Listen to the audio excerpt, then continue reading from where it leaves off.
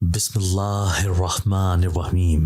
زندگی شرط ہے، اے طلبگار موت، خود بخود مر جاؤ گے جو زندہ رہو گے تم۔ جیل کے میدانی دیوار پر لکھا یہ شعر پڑھ کر وہ سوچ رہی تھی کہ یہاں کس میں اتنی ہمت ہے جو جیل کی اندرونی دیواروں کو لکھنے کے لیے استعمال کرے۔ اے کیا کر رہی ہے یہاں، آگے چل۔ پولیس اٹینڈنٹ نے ایک صبح اسے باقی عورتوں کے ساتھ میدان میں ہانکنے کے بعد ایک دیوار کے پاس بیکار کھڑا دیکھ کر کہا تو وہ آگے بڑھنے سے پہلے ایک ساتھی قیدی سے پوچھنے لگی، یہ یہاں کس نے لکھا ہے؟ وہی جو کل جیل سے بھاگ گئی۔ اس قیدی عورت کی بات پہ اس نے چونک کر اسے دیکھا۔ کون بھاگ گئی جیل سے؟ ارے وہی شیشہ کنگا، کیا نام تھا اس کا؟ اس نے ذہن پر زور ڈالا۔ ایانا، وہ جھٹ سے بولی۔ ہاں وہی آئینہ، اس عورت نے جواب دیا۔ تو ایک تیسری پرانی قیدی عورت جو ان دونوں کی باتیں سن رہی تھی آزمین سے بولی، تیری تو بہن تھی نا وہ؟ تو آزمین جواب میں خاموش رہی۔ گھبرا مت، میں جانتی ہوں تیری بہن تھی، اور یہ بھی جانتی ہوں کہ اس کے چال چلن کی وجہ سے اسے ایک ہی جیل میں رہتے ہوئے بھی اس سے لا تعلق رہتی تھی۔ ویسے بڑی خران لڑکی تھی، نہ جانے کیسے بھاگ گئی۔ میں تو یہاں پڑی پڑی بوڑھی ہو گئی، لیکن مجھے تو آج تک کوئی بھاگنے کا راستہ نہ ملا، اور وہ کل کی آئی لڑکی کچھ ہی سالوں میں یہاں سے بھاگ بھی نکلی۔ سنا ہے اسے عمر قید ہوئی تھی۔ پھر کون اپنی جوانی اس جیل کی چار دیواری میں قید کر کے رکھنا چاہے گا؟ ہائے کاش میرے پاس بھی اتنا ہی عیار دماغ ہوتا تو میں بھی کہاں رہنے والی تھی یہاں۔ پر وہ تو ایسی شاطر نکلی کہ جن کے ساتھ اٹھتی بیٹھتی تھی انہیں بھی اپنے منصوبے کی کانوں کان خبر نہ دی۔ کسی کو نہ صحیح اپنی بہن کو تو لے جاتی، پر نہ جانے کیا چکر چلایا اس نے کہ راتوں رات غائب ہو گئی جیل سے۔ کوئی ثبوت تک چھوڑ کے نہیں گئی اپنے فرار کے۔ طریقہ کار کا جیسے اسے یا تو زمین کھا گئی یا آسمان نگل گیا۔ وہ عورت اپنی ہی دھن میں بولے جا رہی تھی، اور آزمین یہ سوچ رہی تھی کہ بالآخر ایانا جیل سے فرار ہونے میں کامیاب ہو ہی گئی۔ شروع میں اس نے آزمین کو بھی ورغلانے کی بہت کوشش کی تھی، لیکن آزمین جو پہلے ہی اپنی نانی کی باتوں میں آ کر اپنا مستقبل داؤ پر لگا چکی تھی، وہ 9 سال قید کی سزا بھگتنے کو دل سے تیار ہوئی تھی۔ اب اپنی بہن کے بہکاوے میں نہیں آ سکتی تھی۔ وہ تو ابھی تک اپنے گناہوں پر یقین نہیں کر پا رہی تھی کہ اس نے کیسے اپنی تعلیم اور روشن مستقبل کی لالچ میں ان معصوم لڑکیوں کو اغوا کر کے اپنی جادوگر نانی کے حوالے کر کے الٹا اپنا مستقبل تاریک کر دیا تھا۔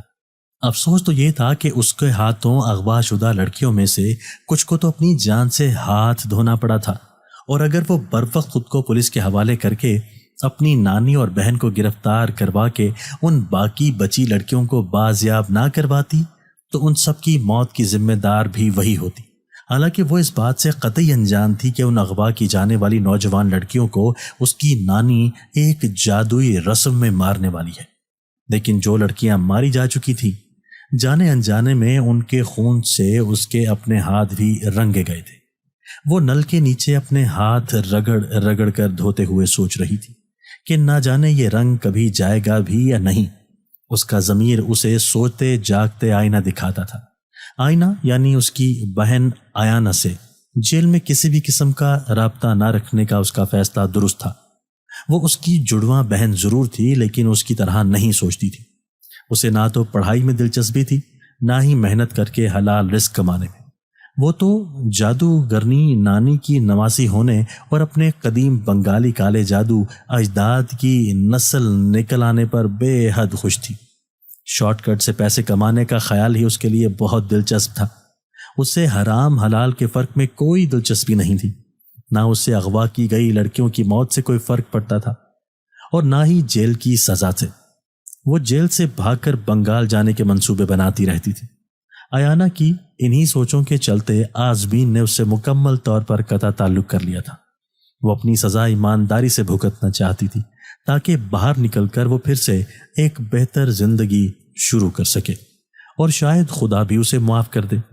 ایانا کی اپنی سزا کی مدت پوری ہونے سے پہلے ہی جیل سے فرار ہونے کی خبر نے آزمین کو پریشان کر دیا تھا۔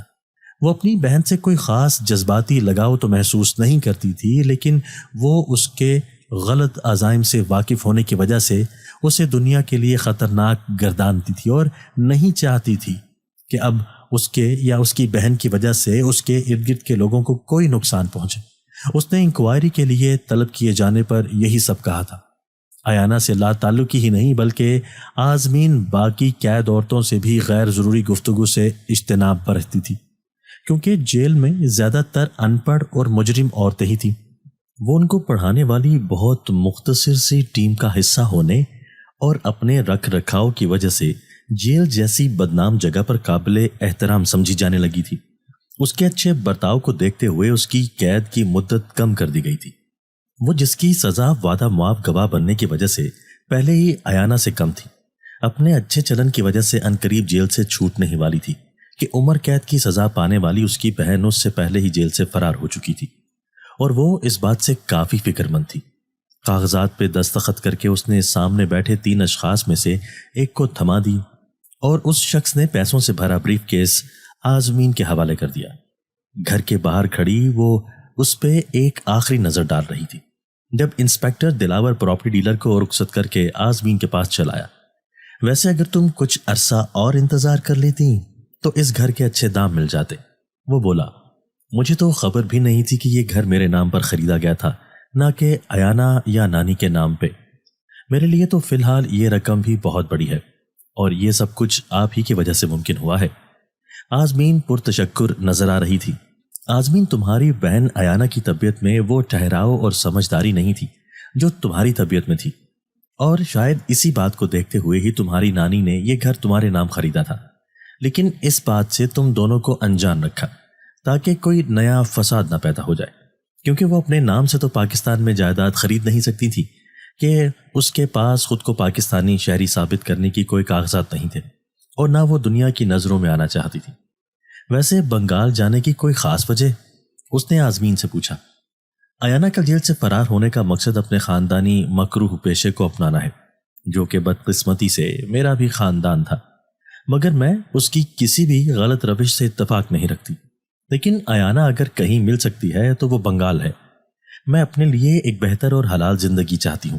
یوں تو مجھ پر اپنی اس بہن کے کسی بھی فعل کی ذمہ داری نہیں، لیکن ایک ماں کا خون ہونے کے ناطے میں ایک بار دنیا کو اس کے ہاتھوں نقصان سے بچانے کی کوشش تو کر ہی سکتی ہوں۔ بھلے اس عمل میں میرے کچھ سال مزید لگ جائیں، لیکن اپنی سزا کی مدت کم ہونے کا فائدہ اٹھانے میں کوئی مذائقہ نہیں۔ اس نے اپنے ارادے سے انسپیکٹر دلاور کو آگاہ کیا۔ ایسا ہے، پھر تو تمہاری سزا کی مدت کم ہونا ہمارے لیے بھی کافی سود مند رہے گا۔ میری نیک تمنائیں تمہارے ساتھ ہیں۔ وہاں کی پولیس کے بارے میں تو کچھ نہیں کہہ سکتا، لیکن اگر یہاں پاکستان میں تمہیں کسی مدد کی ضرورت ہوئی تو میں تم سے تعاون کرنے کے لیے تیار ہوں۔ انسپیکٹر دلاور کا شکریہ ادا کر کے وہ وہاں سے چلی گئی، اور وہ سوچنے لگا کہ سالوں پہلے ملاقات والی آزمین اور آج کی آزمین میں کوئی خاص فرق نہیں آیا، کہ وہ کل بھی اپنی مرضی کی مالک تھی اور آج بھی اپنی مرضی کی مالک ہے۔ بس اب اسے اچھے اور برے کی پہچان ہو گئی ہے، اور یہ جیل کی سزا کی بدولت نہیں بلکہ اس کے ضمیر کی سزا کی بدولت ممکن ہوا تھا۔ اس کے احساس جرم نے اسے توبہ کرنے میں مدد کر کے اس کی شخصیت میں ایک نکھار پیدا کر دیا تھا۔ پاکستان میں رہتے ہوئے اس نے کبھی سوچا بھی نہ تھا کہ اس کا بنگال سے تعلق اسے کبھی ہندوستان بھی لے آئے گا۔ وہ دہلی سے ویسٹ بنگال جانے والی ایک ٹرین میں بیٹھی اپنی پچھلی اور آنے والی زندگی کے تعلق پر غور کر رہی تھی۔ بنگال کی حدود شروع ہو چکی تھی۔ ایانا کو ڈھونڈ نکالنے کا مقصد اپنی جگہ، لیکن وہ اپنی خاندانی تاریخ کو کھوجنے کے تجسس میں یہاں تک چلی آئی تھی۔ اسے اس بات پر یقین نہ تھا کہ وہ بنگالی جادوگرنی اس کی سگی نانی تھی، اور نہ ہی اسے ایانا کی جیل میں سنائی گئی اپنی ماں اور 9 خالاؤں کی جادوگرنی ہونے کے جرم میں زندہ جلائے جانے والی کہانی پہ یقین آتا تھا۔ اس نے طے کر لیا تھا کہ وہ جیل سے رہا ہوتے ہی ایک بار تو بنگال اپنی سچائی کی کھوج میں ضرور جائے گی، اور جب بنگال کی یہ ہریالیاں شروع ہوئی تھیں اس کے دل نے عجیب انداز میں دھڑکنا شروع کر دیا تھا۔ اب تک گزاری زندگی کے سفر کی یادیں اس ریل کے سفر میں اس کی واحد ساتھی تھی۔ یتیم خانے سے شروع ہوئی اس کی زندگی اسے کہیں دور ماضی میں لے گئی، جہاں وہ خود کو بچپن سے لے کر جوان ہوتا دیکھ رہی تھی۔ اسکالرشپ پہ اپنی پڑھائی جاری رکھتے ہوئے اس نے پہلی بار ٹیکسی چلا کر رزق کمانا شروع کیا ہی تھا کہ یتیم خانے میں اس کی رشتے کی خالہ بن کر ملنے آتی ایک عورت اس کی نانی نکل آئی اور ایک لڑکی جڑواں بہن، اور یہاں سے شروع ہوئی اس کے جیل جانے تک کی کہانی۔ اور وہ ایانا دونوں الگ الگ یتیم خانوں میں پلی تھی۔ کچھ ہی مہینوں کی دونوں بہنوں کو ان کی نانی انہیں بنگال سے پاکستان لے آئی تھی، اور اپنے منصوبے کے مطابق اس نے ان دونوں کو الگ الگ یتیم خانوں میں دے دیا تھا۔ ایک میں اس نے خود کو ایک بچی کی ماں کی سہیلی اور ایک بچی کی مجبور غریب خالہ ظاہر کیا تھا۔ وہ سالوں گمنامی کی زندگی گزارنے کے ساتھ ساتھ ان دونوں سے یتیم خانے میں ملنے آتی رہی، اور اپنی نواسیوں کے جوان ہونے پر اپنے اور ان کے رشتے کی سچائی بیان کر کے انہیں وہاں سے نکال کر لے گئی۔ ان کے الگ الگ ہاسٹلز میں رہنے کے بندوبست کیے، اور پھر ایک دن ان دونوں بہنوں کو بھی ایک دوسرے سے ملوا دیا۔ آزمین، جو کہ ہمیشہ سے پڑھائی میں اول رہی تھی، اپنے مستقبل اور اعلیٰ تعلیم کو لے کر فکر مند رہتی تھی، اور یہی اس کی زندگی کی سب سے بڑی چوک ہو گئی جب اس نے اپنی نانی کی دی لالچ میں آ کر ایک معاہدے کے چلتے لڑکیوں کو اغوا کر کے اپنی نانی کے حوالے کر دیا، جو اس کو بتائی گئی بات کے مطابق بس ایک معمولی سی جادوئی عمل کا حصہ بننے کے بعد آزاد کر دی جانی تھی۔ لیکن حقیقت اس کے برخلاف اور نہایت خوفناک تھی، جو اس کی جادوگر نانی اور بہن نے اس سے چھپائی تھی۔ وہ نوجوان لڑکیاں تو کسی شیطانی عمل میں قربان کی جانے والی تھیں، اور ان کے مردہ جسم اس جادوگر عورت کی مری ہوئی بیٹیوں کی بدروحوں کے مسکن بنائے جانے والے تھے۔ سچائی معلوم ہونے پر اس نے ان لڑکیوں کی جان بچانے کے لیے اپنی نانی کے ان مکروہ عزائم کا حصہ بننے سے انکار کر دیا۔ در خود پولیس کے آگے پیش ہو گئی، مگر جو ماری گئی تھی ان کی موت کا دکھ اور اپنا احساس جرم اسے چین نہیں لینے دیتا تھا۔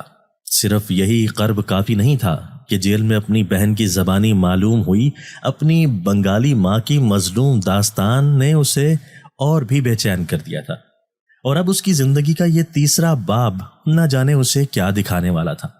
وہ چند ماہ کی تھی جب انہیں پاکستان پہنچا دیا گیا تھا، لہٰذا ہندوستان کی سرزمین سے اب تک اسے کوئی جذباتی لگاؤ تو محسوس نہیں ہوا تھا، لیکن جب سے بنگال کی حدود شروع ہوئی تھی تب سے ان کی ماں کے بارے میں ایانا کی بتائی کہانی اس کے دماغ میں کسی فلم کی طرح چل رہی تھی۔ کبھی اتر روپ کے گاؤں کا خاکہ اس کے دماغ میں بنتا، کبھی سانج کے گاؤں میں لگی آگ، تو کبھی جنگل میں درختوں سے باندھ کر جلائی گئی ان 10 جادوگرنی بہنوں کی چیخیں اسے بے قرار کر دیتی۔ اس کا دل گھبرانے لگا۔ اس سے اپنی نانی یا ایانا میں سے کسی پہ اعتبار تو نہ تھا، لیکن نہ جانے اسے بنگال کے قدیم جادوگر گھرانے کی وہ کہانی یہاں پہنچتے ہی سچ کیوں لگنے لگی تھی۔ اس کا دل چیخ چیخ کر اس قصے کی سچائی کی گواہی دے رہا تھا۔ آخر کیوں؟ کیا بنگال کی فضا میں ہی کوئی جادو ہے؟ کیا یہاں کا ماحول اسے پہچانتا ہے؟ آخر یہ ناممکن بھی کیوں کر ہو سکتا ہے کہ اس کے آباء و اجداد یہاں کے سب سے پرانے اور بڑے جادوگر تھے، جو کئی نسلوں سے اپنے اسی خاندانی پیشے کو اسی سرزمین پر پروان چڑھاتے آ رہے تھے، اور اب صرف آزمین اور ایانا ہی اس نسل کی آخری نمائندگان تھے۔ جیسے جیسے منزل قریب آتی جا رہی تھی اس کا تجسس پچھتاوے میں بدلنے لگا تھا۔ آخر مجھے کیا سوجھی جو میں یہاں چلی آئی؟ اسے اپنے فیصلے پر افسوس ہو رہا تھا۔ اس کا دل یہاں آنے پر مطمئن نہ تھا۔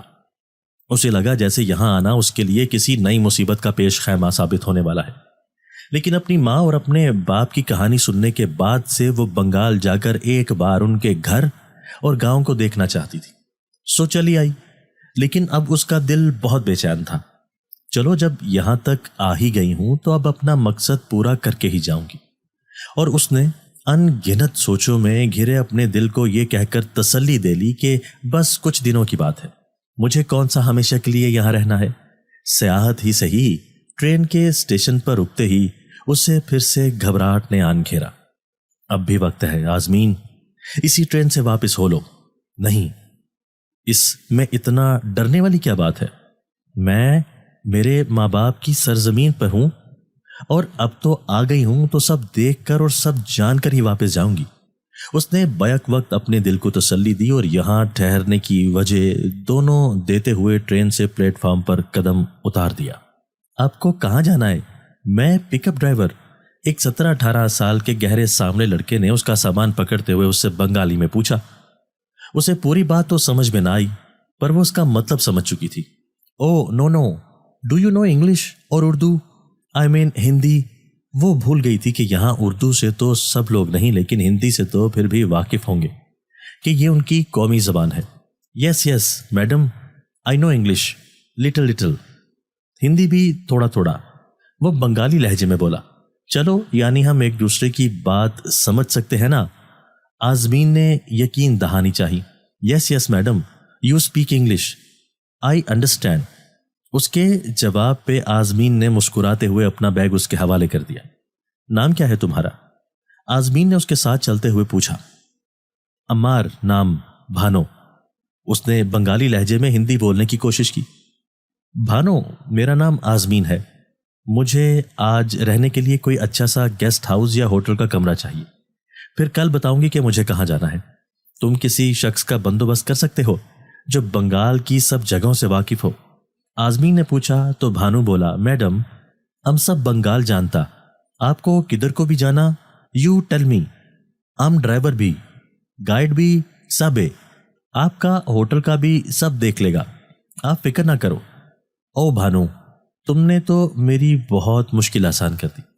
پیسے کتنے لوگے؟ آزمین نے سوچا کہ کہیں یہ پیسے کی لالچ میں ہی سب کام کرنے کو تیار تو نہیں ہو گیا. میڈم ہم آتے پیسے نہیں لیتا. باقی لوگ آپ کو بہت پیسے بولے گا. آپ یہاں کا نہیں لگتا. بنگال پہلی بار آئے؟ بانو اس کا سامان گاڑی میں رکھتے ہوئے اپنی صفائی دے کر بولا اور سوال بھی کر دیا. بنگال ہی نہیں میں تو انڈیا ہی پہلی بار آئی ہوں. آزمین کے جواب پہ اس نے حیرت سے اسے دیکھتے ہوئے پوچھا. کہاں سے؟ پاکستان سے. آزمین نے اندر بیٹھے ہوئے مسکرا کر جواب دیا. آپ مسلمان ہو؟ اس نے پوچھا. ہاں آزمین نے مختصر جواب دیا. کسی سے ملنے آیا ہے؟ بانو کا تجسس برقرار تھا. ہاں یوں ہی سمجھ لو اپنے ماں باپ کے گاؤں والوں سے ملنے. آزمین نے بانو کو مزید الجھا دیا. آپ کا ماں بابا یہاں پہ پر آپ تو پاکستانی ہو. بانو گاڑی چلاتے ہوئے بھی اس کے انٹرویو کو جاری رکھے ہوئے تھا. میرے ماں باپ بنگالی تھے. ان کے مرنے کے بعد مجھے پاکستان بھیج دیا گیا تھا. اب آزمین کو اس کے سوالوں سے کوفت ہونے لگی تھی. بانو میرے سر میں درد ہے. آرام کرنا چاہتی ہوں. ہوٹل کتنی دور ہے؟ اس نے پوچھا تو بانو بولا. میڈم بس آدھے گھنٹے میں پہنچ جائے گا. آپ کو اچھے ہوٹل کا ہی بتائے گا. آپ تو بنگالی ہو دیکھنے میں نہیں لگتا. You come first time. ہم آپ کو سب ہیلپ یہاں پہ. آپ ڈونٹ وری. بانو جو اس کے پاکستانی ہونے پر پہلے ہی پریشان ہوا تھا اب اس کی بنگالی نکل آنے پر خوش ہو رہا تھا. Thank you Bano I really appreciate it. اور وہ یہ کہہ کر کھڑکی سے باہر جھانکنے لگی. ہوٹل کے ریسیپشنسٹ سے بات کر کے بانو آزمین کو چابیاں دیتے ہوئے بولا. میڈم آپ کو کمرہ مل گیا. بس آپ کسی کو یہ نہیں بتانے کا کہ آپ مسلمان ہو اور پاکستان سے آیا ہو. ایسا کیوں؟ آزمین نے حیرت سے پوچھا. میڈم یہاں پہ مسلم ہندو کا بہت جھگڑا. میرا بھی سارا رشتہ دار بنگلہ دیش سے یا ویسٹ بنگال آ گیا اور یہاں کا زیادہ تر مسلمان بنگلہ دیش جاتا. ابھی یہاں پہ 1/3 بنگالی رہتے باقی 2/3 تو بنگلہ دیش میں رہتا. یہاں پہ زیادہ بنگالی ہندو کر کے رہتا نا. اور یہ ہوٹل بھی ایک ہندو بنگالی کا ہوتی. وہ مسلمان بنگالی کا بہت خلاف. تو ایسے میں آپ کا سیفٹی کا واسطے بولا. بانو تمہیں بھی یہی ہوٹل ملا تھا مجھے ٹھہرانے کو؟ وہاں سینٹرل ویلی میں تو مسلمان اور ہندوؤں کی ایک جتنی ہی تعداد ہے نا. تو وہاں کیوں نہیں لے کے گئے مجھے؟ میڈم وہاں پہ آج کل بہت پولیٹیکل دنگے. الیکشن آنے والا. نہ تو ہندو مسلمان کے خلاف بولتا مسلمان ہندو کے خلاف. دونوں کے ورکر لوگ ایک دوسرے کو دھمکاتے. آپ کا وہاں رہنا ٹھیک نہیں. آپ یہاں بے فکر ہو کے رہنا اور بس میرے کو بتانا کچھ بھی لوچا ہونے کا. تب یہ میرا نمبر. بانو نے ایک کارڈ نکال کر آزمین کے حوالے کیا. آزمین نے حیرت سے کارڈ پکڑا جس کے ایک طرف بنگالی اور دوسری طرف انگلش میں بانو کا نام فون نمبر اور پیشہ درج تھا. Guide driver mechanic. اس نے آخری لفظ ادا کرتے ہوئے بانو کو سوالیہ نظروں سے دیکھا. Yes madam. وہ بچپن میں میکینک ہی تھا تو کو سارا کام آتا. پھر بڑا ہو کے ڈرائیور بن گیا تو سوچا گائیڈ بھی بن جاتا ہے۔ اس نے وضاحت کی، چلو گڈ فار یو۔ اچھا بھانو، میرے لیے ایک موبائل فون اور ایک نمبر کا بندوبست کر سکتے ہو؟ یس میڈم، ہو جائے گا، کل ہم لیتا آئے گا، بس آپ میرے کو یہ بتاؤ کہ ہم کتنے بجے آئے؟ صبح آ جانا، مجھے اتروپ اور سانج جانا ہے۔ میڈم یہ میرے کو معلوم نہیں کہاں پہ۔ اس نے سر کھجاتے ہوئے سوچا، تم تو کہہ رہے تھے کہ تم پورے بنگال کو جانتے ہو۔ آزمین نے قدرے خفگی سے کہا، میڈم ہم جانتا پورا بنگال، پر یہ جگہ کا نام کبھی سنا نہیں۔ کل فون لاؤ گے نا تو میپ پہ دیکھ لیں گے۔ آزمین نے اس سے مشورہ دیا۔ وہ تو ہم دیکھ لے گا، پر ابھی آپ کچھ بتاؤ کہ وہ کیسا جگہ؟ بھانو میں زیادہ تو نہیں جانتی، بس اتنا پتہ ہے کہ ایک بہت بڑا اور خوبصورت جنگل ہے اور اس کے چاروں طرف گاؤں ہے یا تھے۔ اس جنگل میں ایک ندی بہتی ہے یا تھی۔ آزمین غیر یقینی انداز میں بھانو کو وہ تفصیل بتا رہی تھی جو جیل میں ایانا کی زبانی سنی کہانی سے اس کے علم میں آئی تھی۔ بھانو ہنسنے لگا، میڈم جنگل کے ارد گرد گاؤں تو رہتا ہی نہ، اور زیادہ تر جنگل میں ندی بھی بہنے کو رہتی، پر آپ فکر مت کرو، ہم سب پتہ کر کے آپ کو لے جائے گا کل۔ بھانو نے جیسے تیسے اپنا سوال خود ہی حل کر دیا۔ تھینک یو بھانو۔ آزمین نے ایک بار پھر اس کا شکریہ ادا کیا تو وہ عاجزی کے ساتھ سر ہلاتا ہوٹل سے نکل گیا۔ اگلی روز بھانو صبح سویرے ہی آن پہنچا۔ آزمین جلدی سے تیار ہو کر اس کے ساتھ ہو لی۔ بھانو کہیں سے اچھا سا ناشتہ کروا دو۔ آپ نے ناشتہ نہیں کیا میڈم؟ بھانو بولا، نہیں، مجھے اندازہ نہیں تھا تم اتنی صبح ہی آ جاؤ گے۔ ڈونٹ وری میڈم، ہم آپ کو بہت اچھی جگہ بنگالی ناشتہ کھلاتا۔ اور بھانو نے گاڑی سٹارٹ کر دی۔ میڈم یہ آپ کا فون اور سم بھی اسی میں، یو پلیز چیک۔ اس نے ایک بازار میں ناشتے کا آرڈر دینے کے بعد فون آزمین کے حوالے کرتے ہوئے کہا۔ آزمین نے اس کی قیمت پوچھی تو بھانو شرماتے ہوئے بولا، میڈم ابھی آپ پہلے ارادہ بلوئی کھاؤ۔ اور آزمین نے دیکھا کہ یہ ڈش کچھ اور نہیں بلکہ پاکستانی چھولے بھٹورے ہے، ساتھ آلو بھاجی جو کہ پاکستانی حلوہ پوری کے ناشتے کے ساتھ کھائی جاتی ہے۔ ایک اور چیز تھی، وہ تھی کسوندی جو کہ ایک کسٹرڈ ساس تھا جس میں آم کی پھاڑیاں بھی تھیں۔ اس کا ذائقہ کافی تیز تھا۔ یہ غالباً ایک ڈپ تھی جو اس نے پاکستان میں تو کبھی نہیں کھائی تھی، اور شاید یہ چھولے بھٹورے کے ساتھ اچار کی جگہ پیش کی جاتی تھی۔ یعنی رادھا بلوئی اور قسوندی اس کے لیے نئے الفاظ تھے، لیکن دال کی پوری کا ذائقہ اور شکل پاکستانی بھٹورے سے بہت ملتی تھی۔ اس نے بہت مزے لے کر ناشتہ کیا اور بل ادا کرنے کے بعد بھانو کا بھی اب تک کا حساب چکتا کیا۔ وہ دونوں اب شہری آبادی سے نکل کر جنگلات کی طرف رواں دواں تھے۔ بھانو انٹرنیٹ کام نہیں کر رہا۔ اوہو میڈم سوری، میں آپ کا موبائل ڈیٹا آن کروانا بھول گیا۔ وہ بولا، کوئی بات نہیں، مجھے بتاؤ کیا سیٹنگ ہے، میں ابھی کر لیتی ہوں۔ آزمین نے پوچھا تو بھانو جھٹ سے بولا، میڈم آپ سے نہیں ہوگا، یہ نئے نمبر پر کسٹمر سروس والے بہت تنگ کرتے، آپ کو تو ان کا بات سمجھ بھی مشکل سے آئے گا۔ آج شہر میں جلوس تو نیٹ ورک بھی بند ہی ہونے کا ہے۔ کیا یہاں بھی یہ سب ہوتا ہے؟ مطلب نیٹ ورک بند کر دیتے ہیں؟ آزمین کو اس بات پر وہ دن یاد آ گیا جب اس نے پاکستان میں ایسے ہی ایک دن بس سٹاپ پر کھڑی 3 کالج کی لڑکیوں کو اغوا کیا تھا۔ بھانو کی آواز پہ وہ اپنے خیالوں سے باہر آ گئی۔ ہاں میڈم، بہت، یہاں کا تو ڈیلی کا یہی پرابلم۔ تو ہم اتر روپ اور سانگ کیسے جائیں گے؟ آزمین نے پوچھا تو وہ بولا، میڈم ہم نے کل سب پتہ کر لیا تھا، اس جنگل کا بھی، ہے نا، سب ڈھونڈ لے گا آپ کو۔ اور وہ بھانو کا جواب سن کر کچھ مطمئن ہو کے سیٹ سے ٹیک لگا کر کھڑکی سے باہر دیکھنے لگی۔ بنگال کے شہر جتنے گنجان آباد تھے، یہاں کے جنگلات علاقے اتنے ہی سنسان تھے۔ حد نگاہ تک پھیلی ہریالی کے باوجود عجیب ویرانی تھی۔ گاڑی جنگل کے بیچوں بیچ گزر رہی تھی اور آزمین کے دماغ میں اپنی ماں اور خالاؤں کو جلا دینے کا قصہ کسی فلم کی طرح چل رہا تھا۔ اسے لگا کہ اسے اس جنگل میں ان 10 بہنوں کی چیخیں سنائی دے رہی ہیں۔ وہ گھبرا گئی۔ What happened madam? بھانو نے بیک ویو مرر سے آزمین کو دیکھتے ہوئے پوچھا۔ کچھ نہیں، یہ علاقے کچھ زیادہ ہی ویران نہیں؟ میں نے سنا تھا کہ بنگال کے جنگلوں میں تو شیر، چیتے، ہاتھی بھی کھلے عام گھومتے ہیں۔ آزمین نے پوچھا، میڈم ٹائیگر وائیگر تو آپ کو زیادہ کر کے ویسٹ بنگال کے جنگل میں دیکھنے کو ملتی، ہم ابھی نارتھ بنگال کے فارسٹ میں آئی، یہاں بھی کچھ فارسٹ میں ہاتھی، ہرن دیکھنے کو ملتا، پر وہ سب وائلڈ انٹرنس کے بعد فارسٹ آفیسر کی پرمیشن لے کے دیکھنے کو مل سکتی۔ پر ابھی ہم جدھر کو جاتی وہاں پہ نو ایلیفینٹ، نو ٹائیگر، نو ڈیئر، پر آپ کو یہاں پہ مور دیکھنے کو مل سکتی۔ بھانو نے اسے آگاہ کیا۔ اچھا، اس جنگل میں مور بھی؟ اس نے دلچسپی سے پوچھا۔ ہاں، اور بہت بیوٹیفل برڈز رہتے یہاں پہ۔ بھانو اسے یہاں کے بارے میں معلومات دیتا رہا اور وہ اس خوبصورت اور ہرے بھرے جنگل کے سحر میں کھوئی رہی۔ اس کا بس نہیں چل رہا تھا کہ وہ گاڑی رکوا کے جنگل میں بھاگتی چلی جائے کہ تبھی اسے احساس ہوا کہ وہ یہاں ایک اجنبی کے ساتھ اکیلی چلی آئی ہے، بنا سوچے سمجھے۔ بے شک وہ اس سے 10-12 سال چھوٹا ہی صحیح، لیکن پھر بھی اسے اپنے تحفظ سے اتنی لاپرواہی نہیں برتنی چاہیے تھی۔ اس نے اپنے ذہن سے اس بات کو جھٹکتے ہوئے بھانو سے پوچھا، بھانو، ہم پہلے کہاں جا رہے ہیں؟ میڈم، آپ نے وہ سانچ کر کے ایک ولیج بتایا تھا نا، تو ہم وہاں پہلے جاتے۔ بھانو نے جواب دیا۔ کتنی دور ہے؟ بس میڈم، پہنچنے والے ہم لوگ۔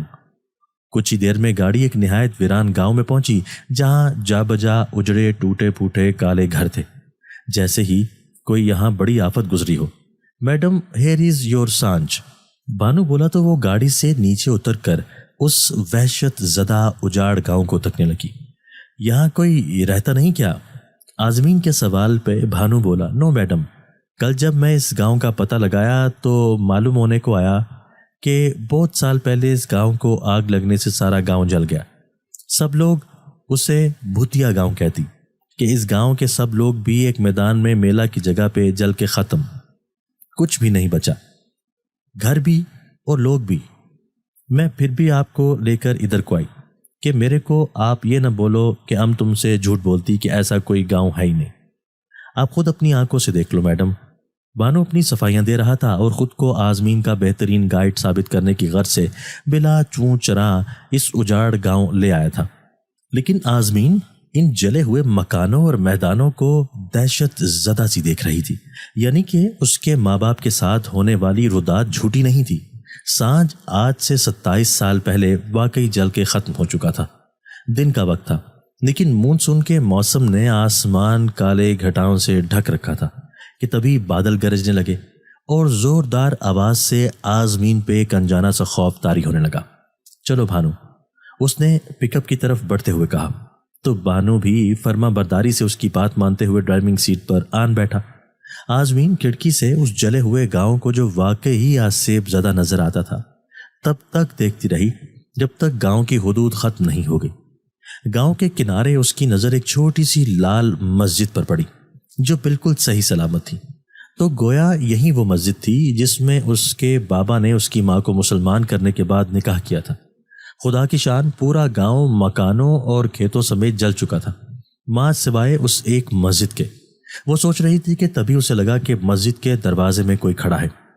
وہ روشن لباس میں کوئی نوجوان تھا جو آزمین کی جانب ہی دیکھ رہا تھا، اور دیکھتے ہی دیکھتے وہ تیز روشنی میں بدلتا ہوا نظروں سے اوجھل ہو گیا۔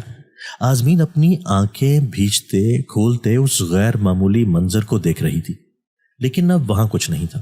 یہ اس کا وہم نہیں تھا، یقیناً اس نے وہاں ایک خوبصورت نوجوان دیکھا تھا جو روشنی کے حوالے میں تبدیل ہو کر وہاں سے غائب ہو چکا تھا، اور تب تک گاڑی اس مسجد سے اتنی دور جا چکی تھی کہ اب مسجد کے آثار بھی دھندلا گئے تھے۔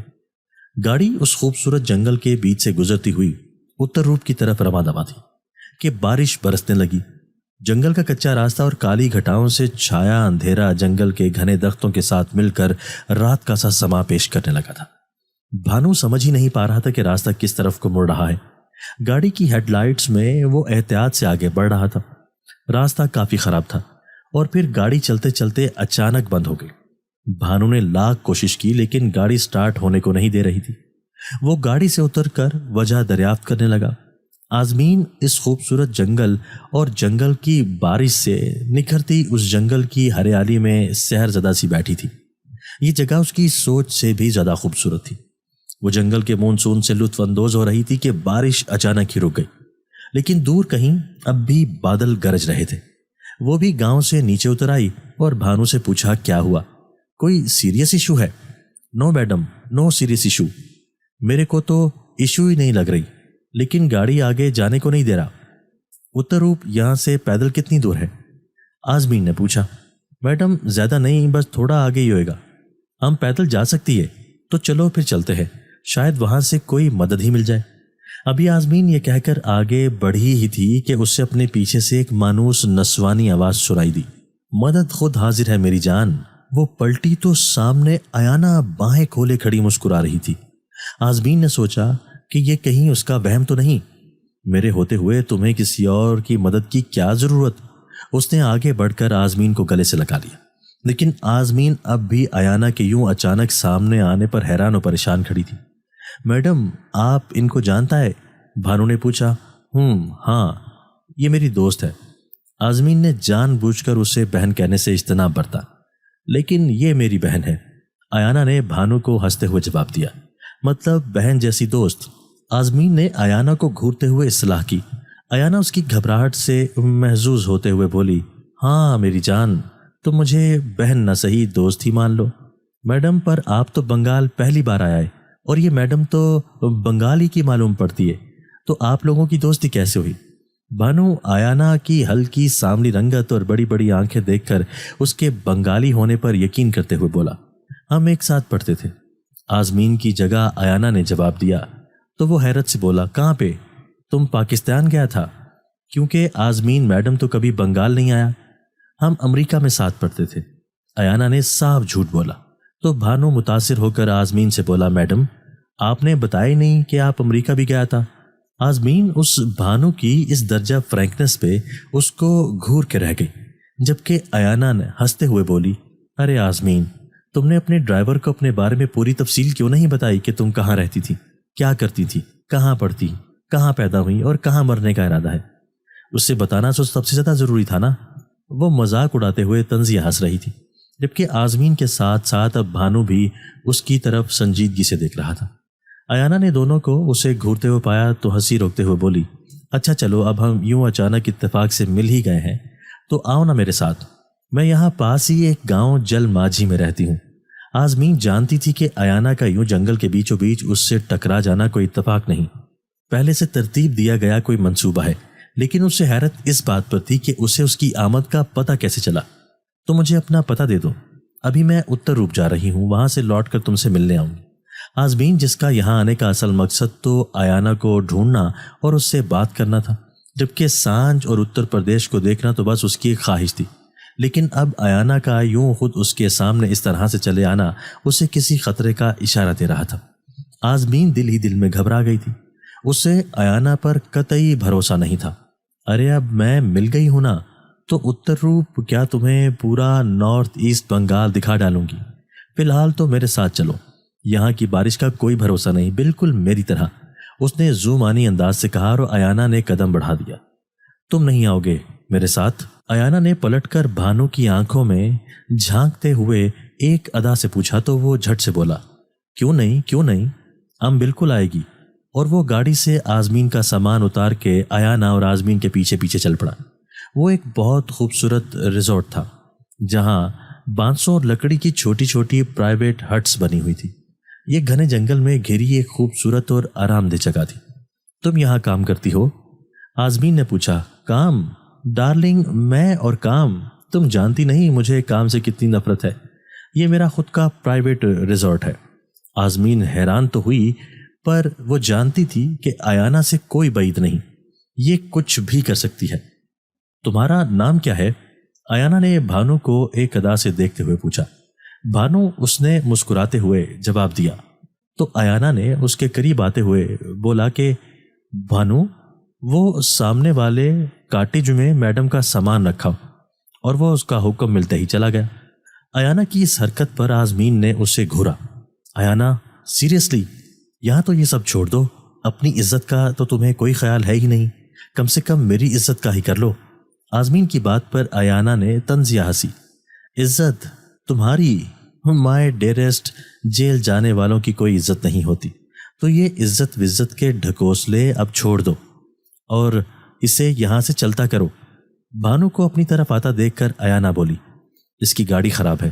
آزمین نے اسے یاد دلایا تھی، اب نہیں ہے۔ ایانا بولی، کیا مطلب؟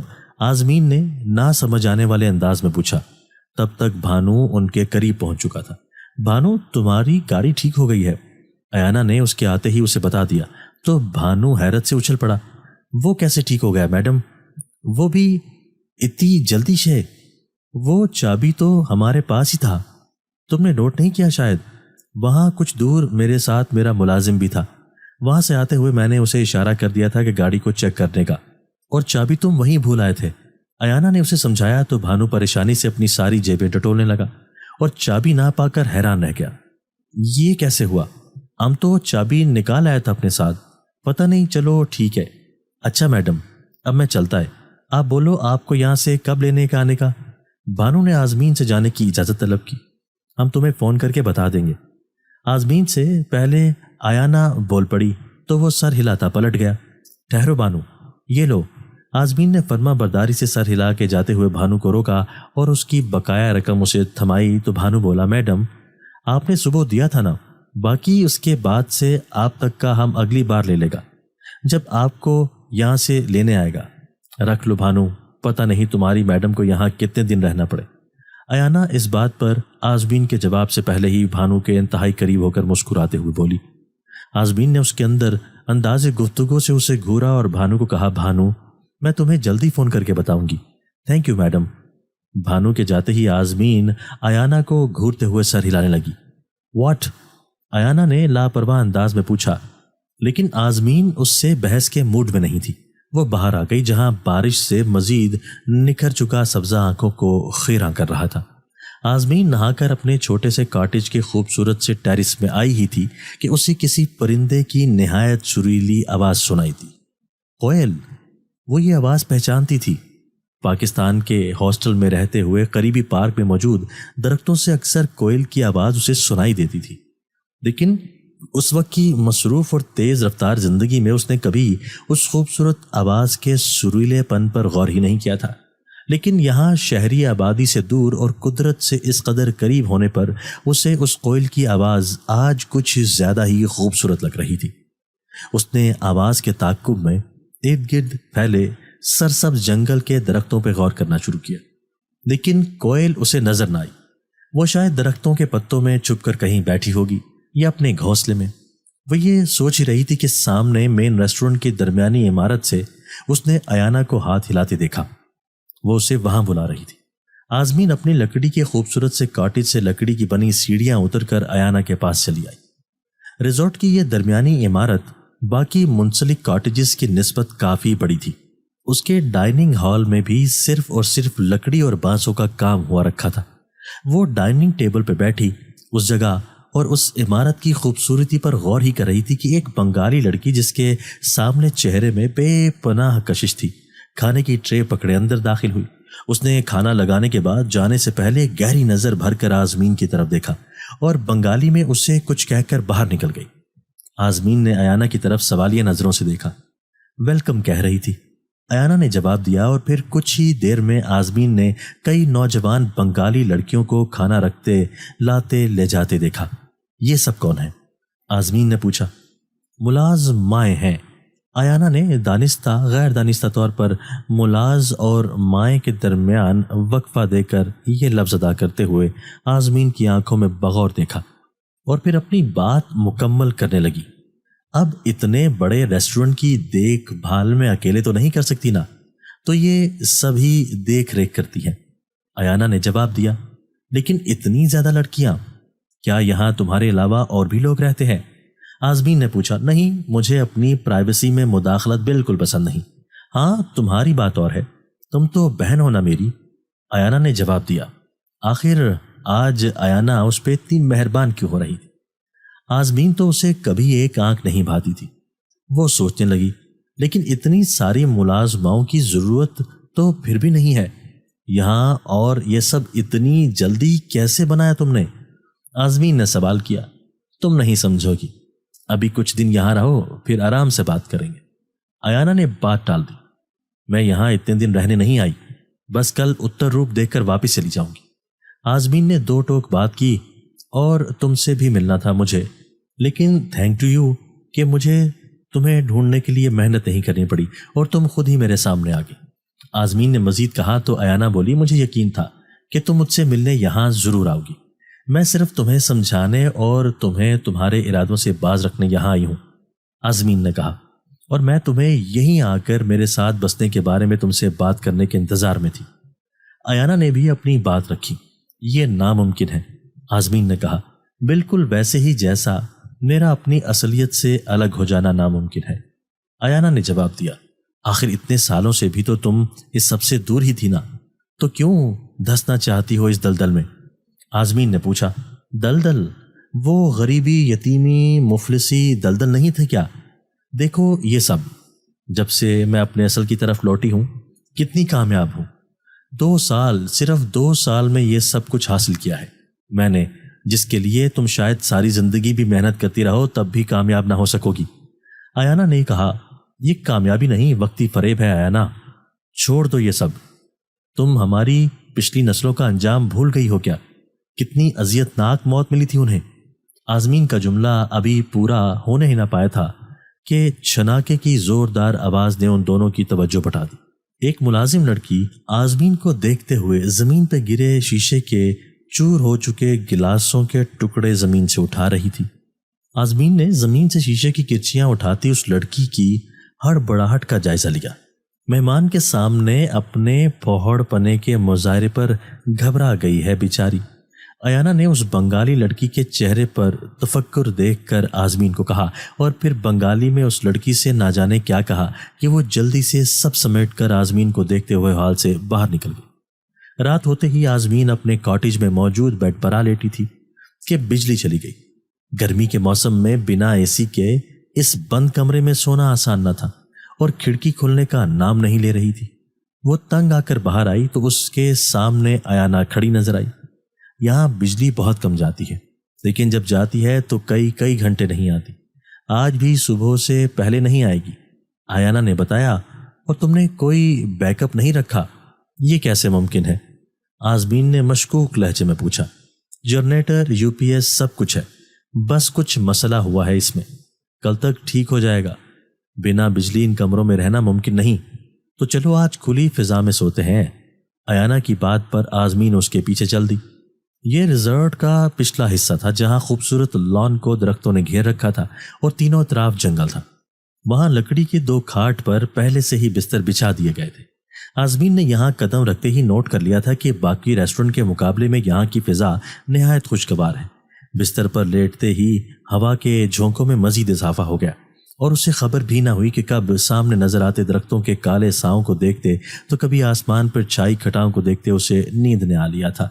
رات کا نہ جانے کون سا پہر تھا جب اس کی نیند کسی خوفناک احساس سے ٹوٹی، اور وہ احساس تھا اس پہ موجود کسی جسم کو اس کے جکڑے ہونے کا۔ وہ اتنی خوفزدہ تھی کہ اس میں آنکھیں کھولنے کی بھی ہمت نہیں ہو رہی۔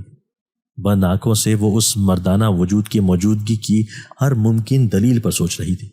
اسے یاد تھا کہ اس کے قریب موجود بستر پر ایانا سو رہی ہے، اور اس کے پورے ریزورٹ میں کوئی مرد نہیں ہے، تو یہ کون ہے؟ اس نے بالآخر آنکھیں کھول دی، لیکن اندھیرا اتنا گہرا تھا کہ اس کے اوپر موجود وجود تک اسے دکھائی نہیں دے رہا تھا، اور نہ ہی وہ اپنے ہاتھ پاؤں ہلا پا رہی تھی۔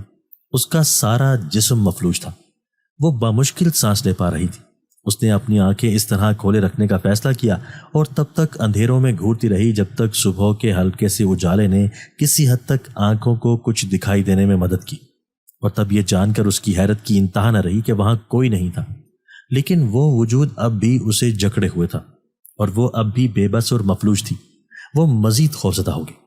اسے اپنے پاس موجود ایانا کے دوسرے بستر پر موجودگی کا واضح احساس ہو رہا تھا، اور ارد گرد اور سامنے کچھ 2 گھنے درختوں کے کالے سائے بھی اب دکھائی دینے لگے تھے، لیکن اس کو جکڑنے والا وجود دکھائی نہ دیتا تھا، اور آہستہ آہستہ صبح کے دھیمے اجالے کے ساتھ اس کا وجود احساس میں زائل ہوتا گیا، یہاں تک کہ اس اندیکھے وجود نے اسے چھوڑ دیا، اور وہ ہلنے جلنے کے قابل ہوئی۔ اٹھ کے بیٹھی، اپنے چاروں اور نظر دوڑائی۔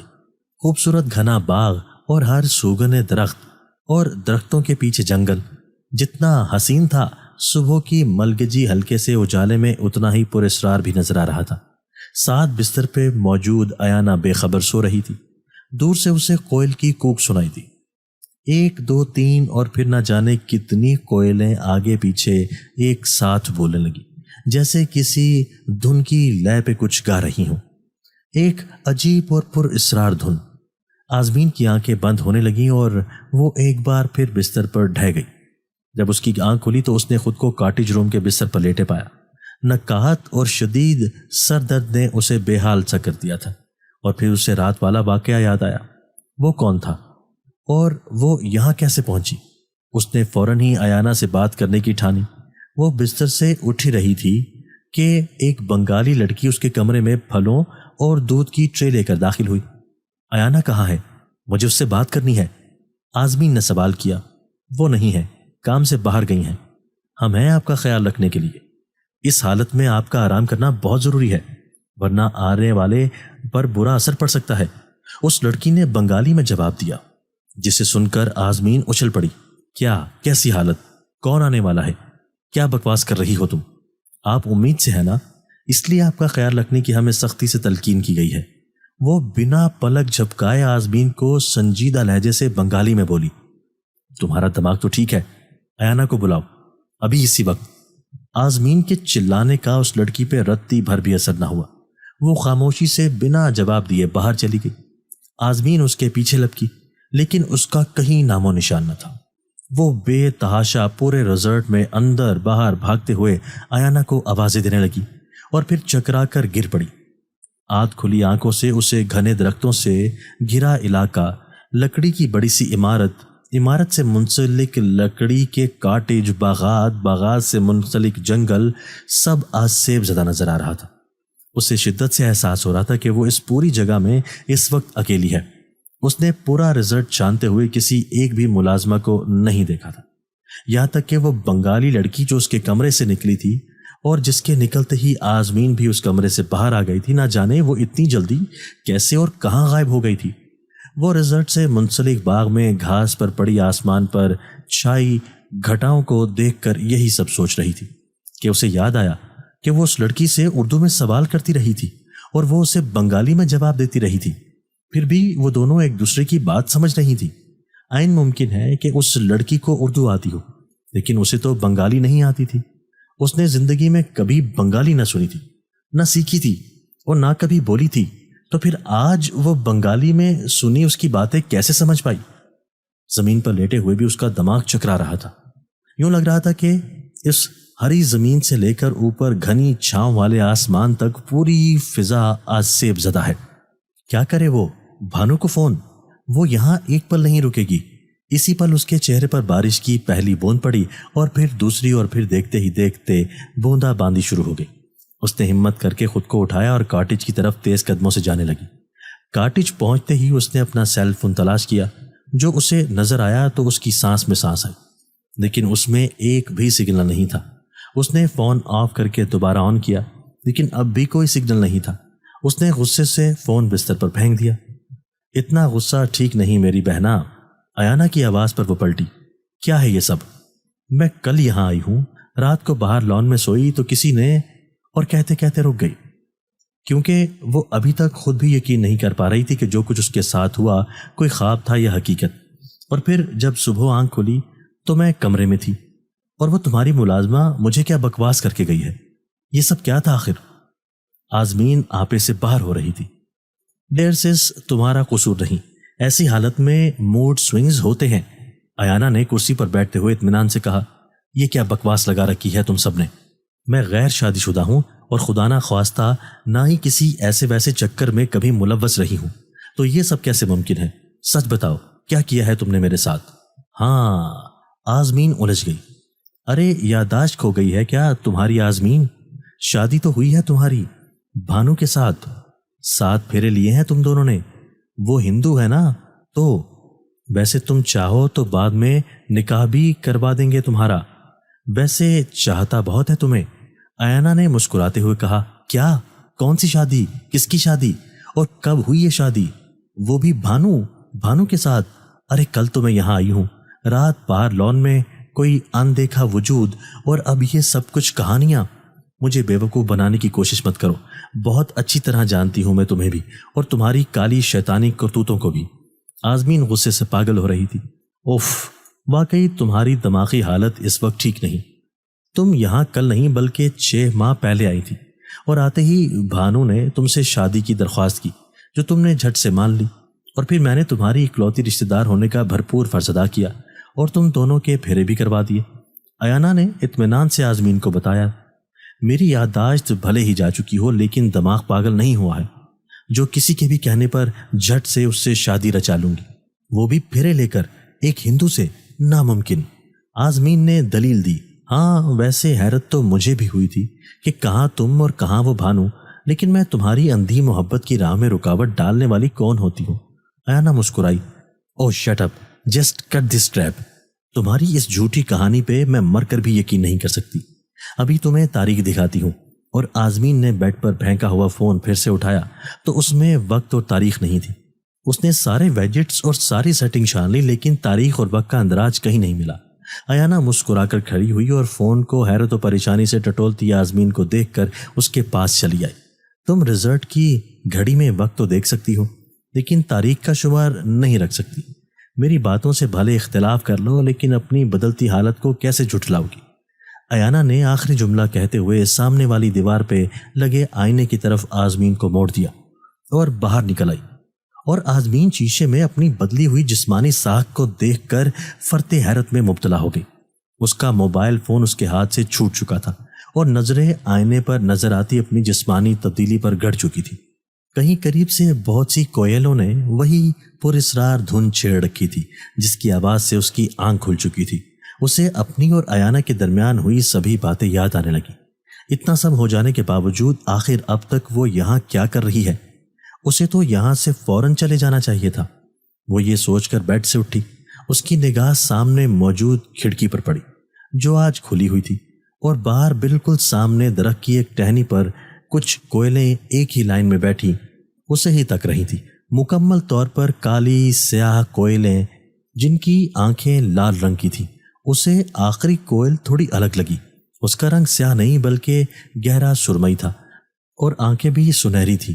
اس نے ان کا دھیان جھٹکا اور جانے کے لیے مڑی کہ اپنے سامنے ایانا کو بیٹھے پایا۔ تم یہاں سے کہیں نہیں جا سکتی، خاص طور پر جب تک تم اپنی اس حالت سے فراغت نہیں پا لیتی۔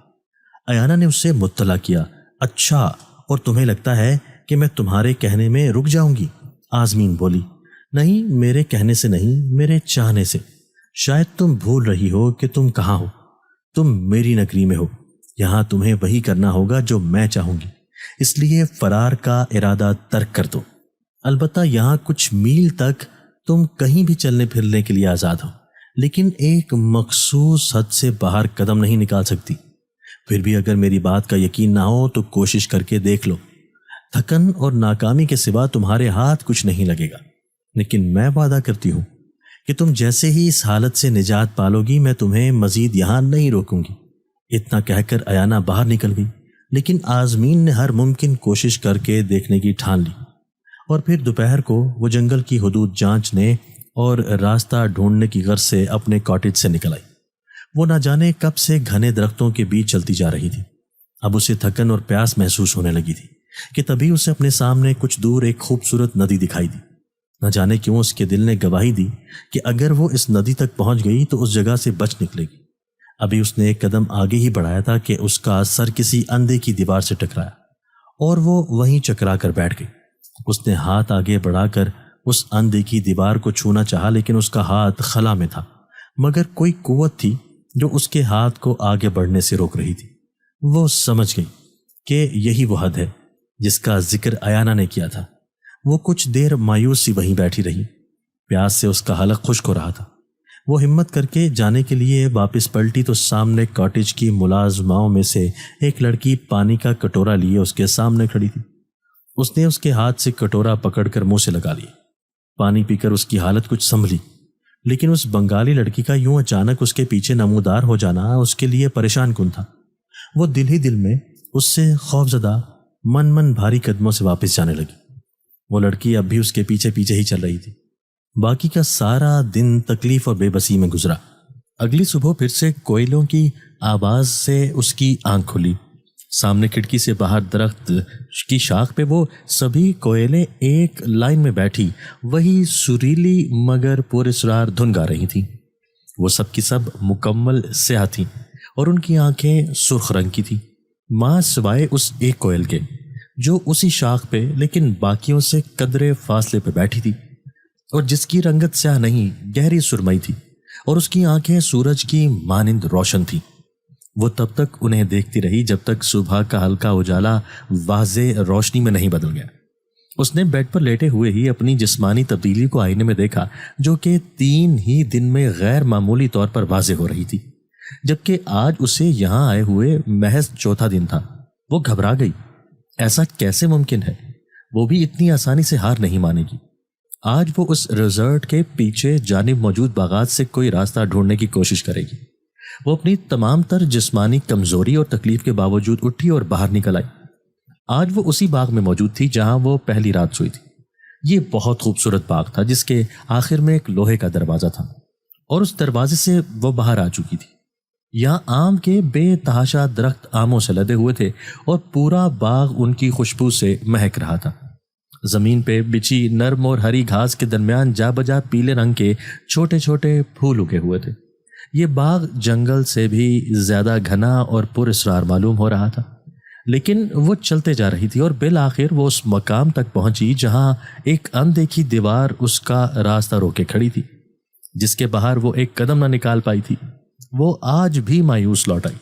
سارا دن نڈھال پڑے رہنے کے بعد بالآخر اس کی آنکھ لگ گئی اور جب آنکھ کھلی تو اس کے سامنے ایانا ایک نہایت عمر رسیدہ خاتون کے ساتھ کھڑی تھی۔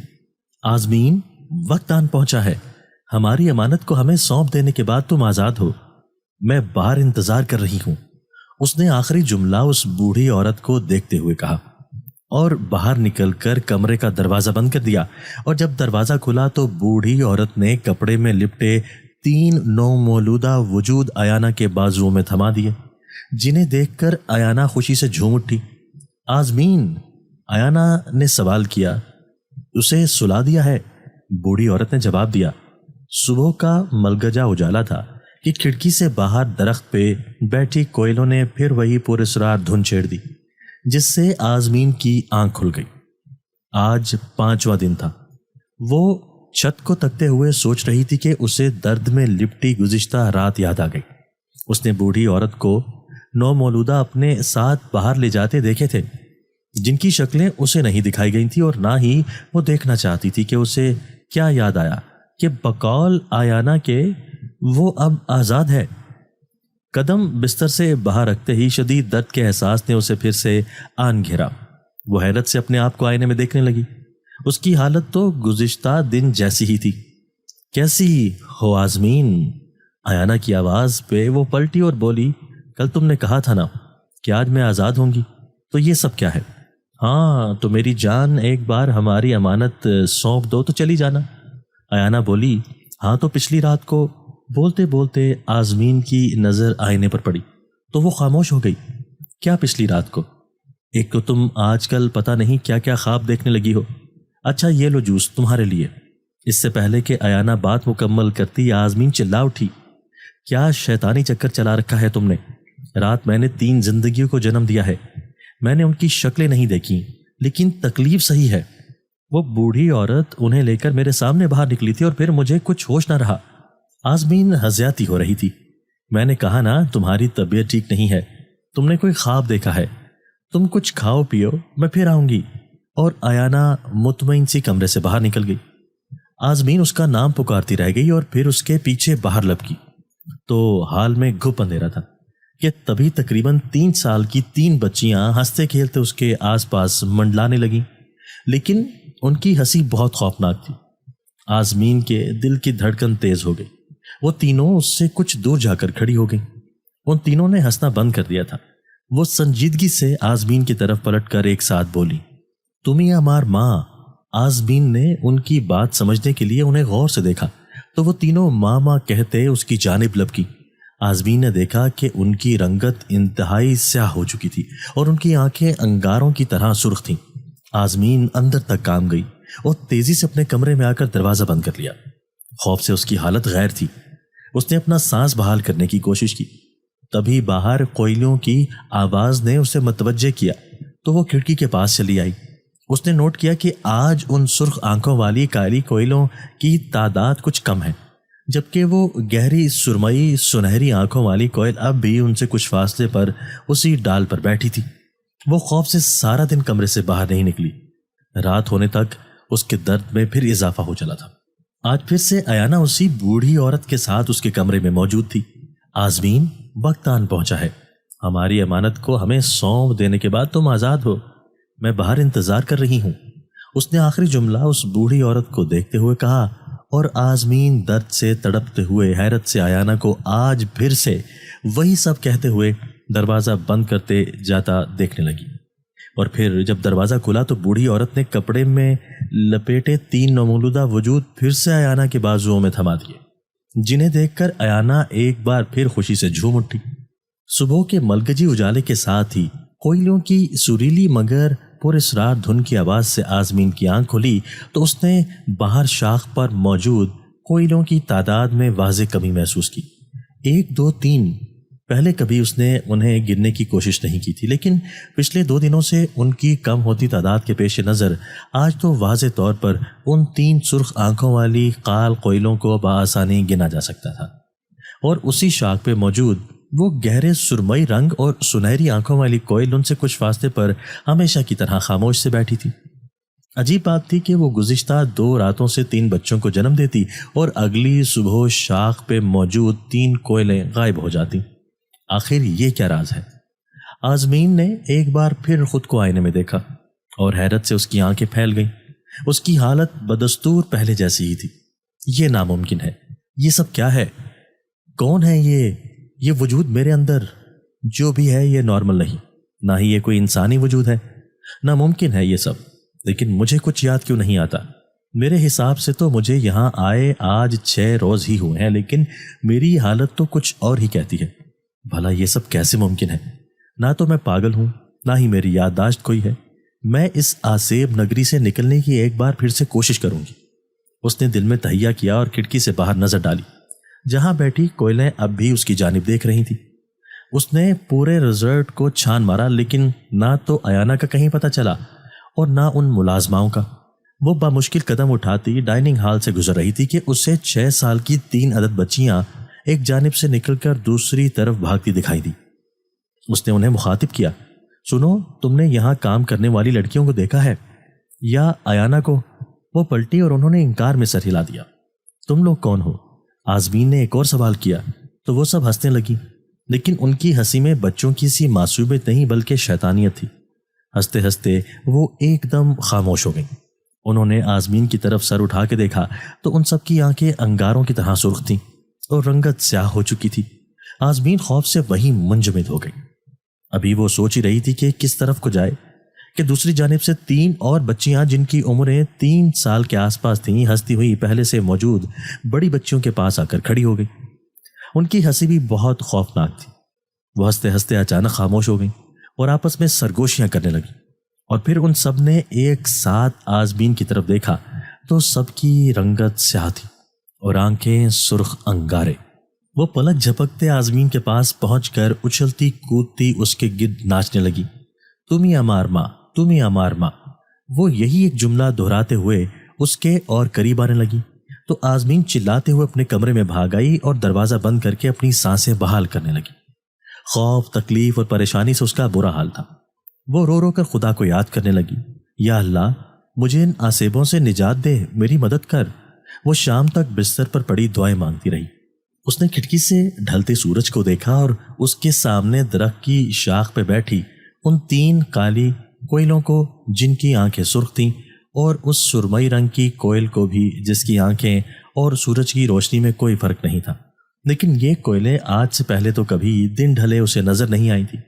یہ تو صرف صبح کے وقت اپنی آوازوں سے اسے بیدار کرتی تھی، لیکن اس وقت وہ سب خاموش تھی، اور اس سے زیادہ اس آسیب زدہ علاقے کی فضا خاموش تھی۔ اس نے نڈھال ہو کر آنکھیں بند کر لی۔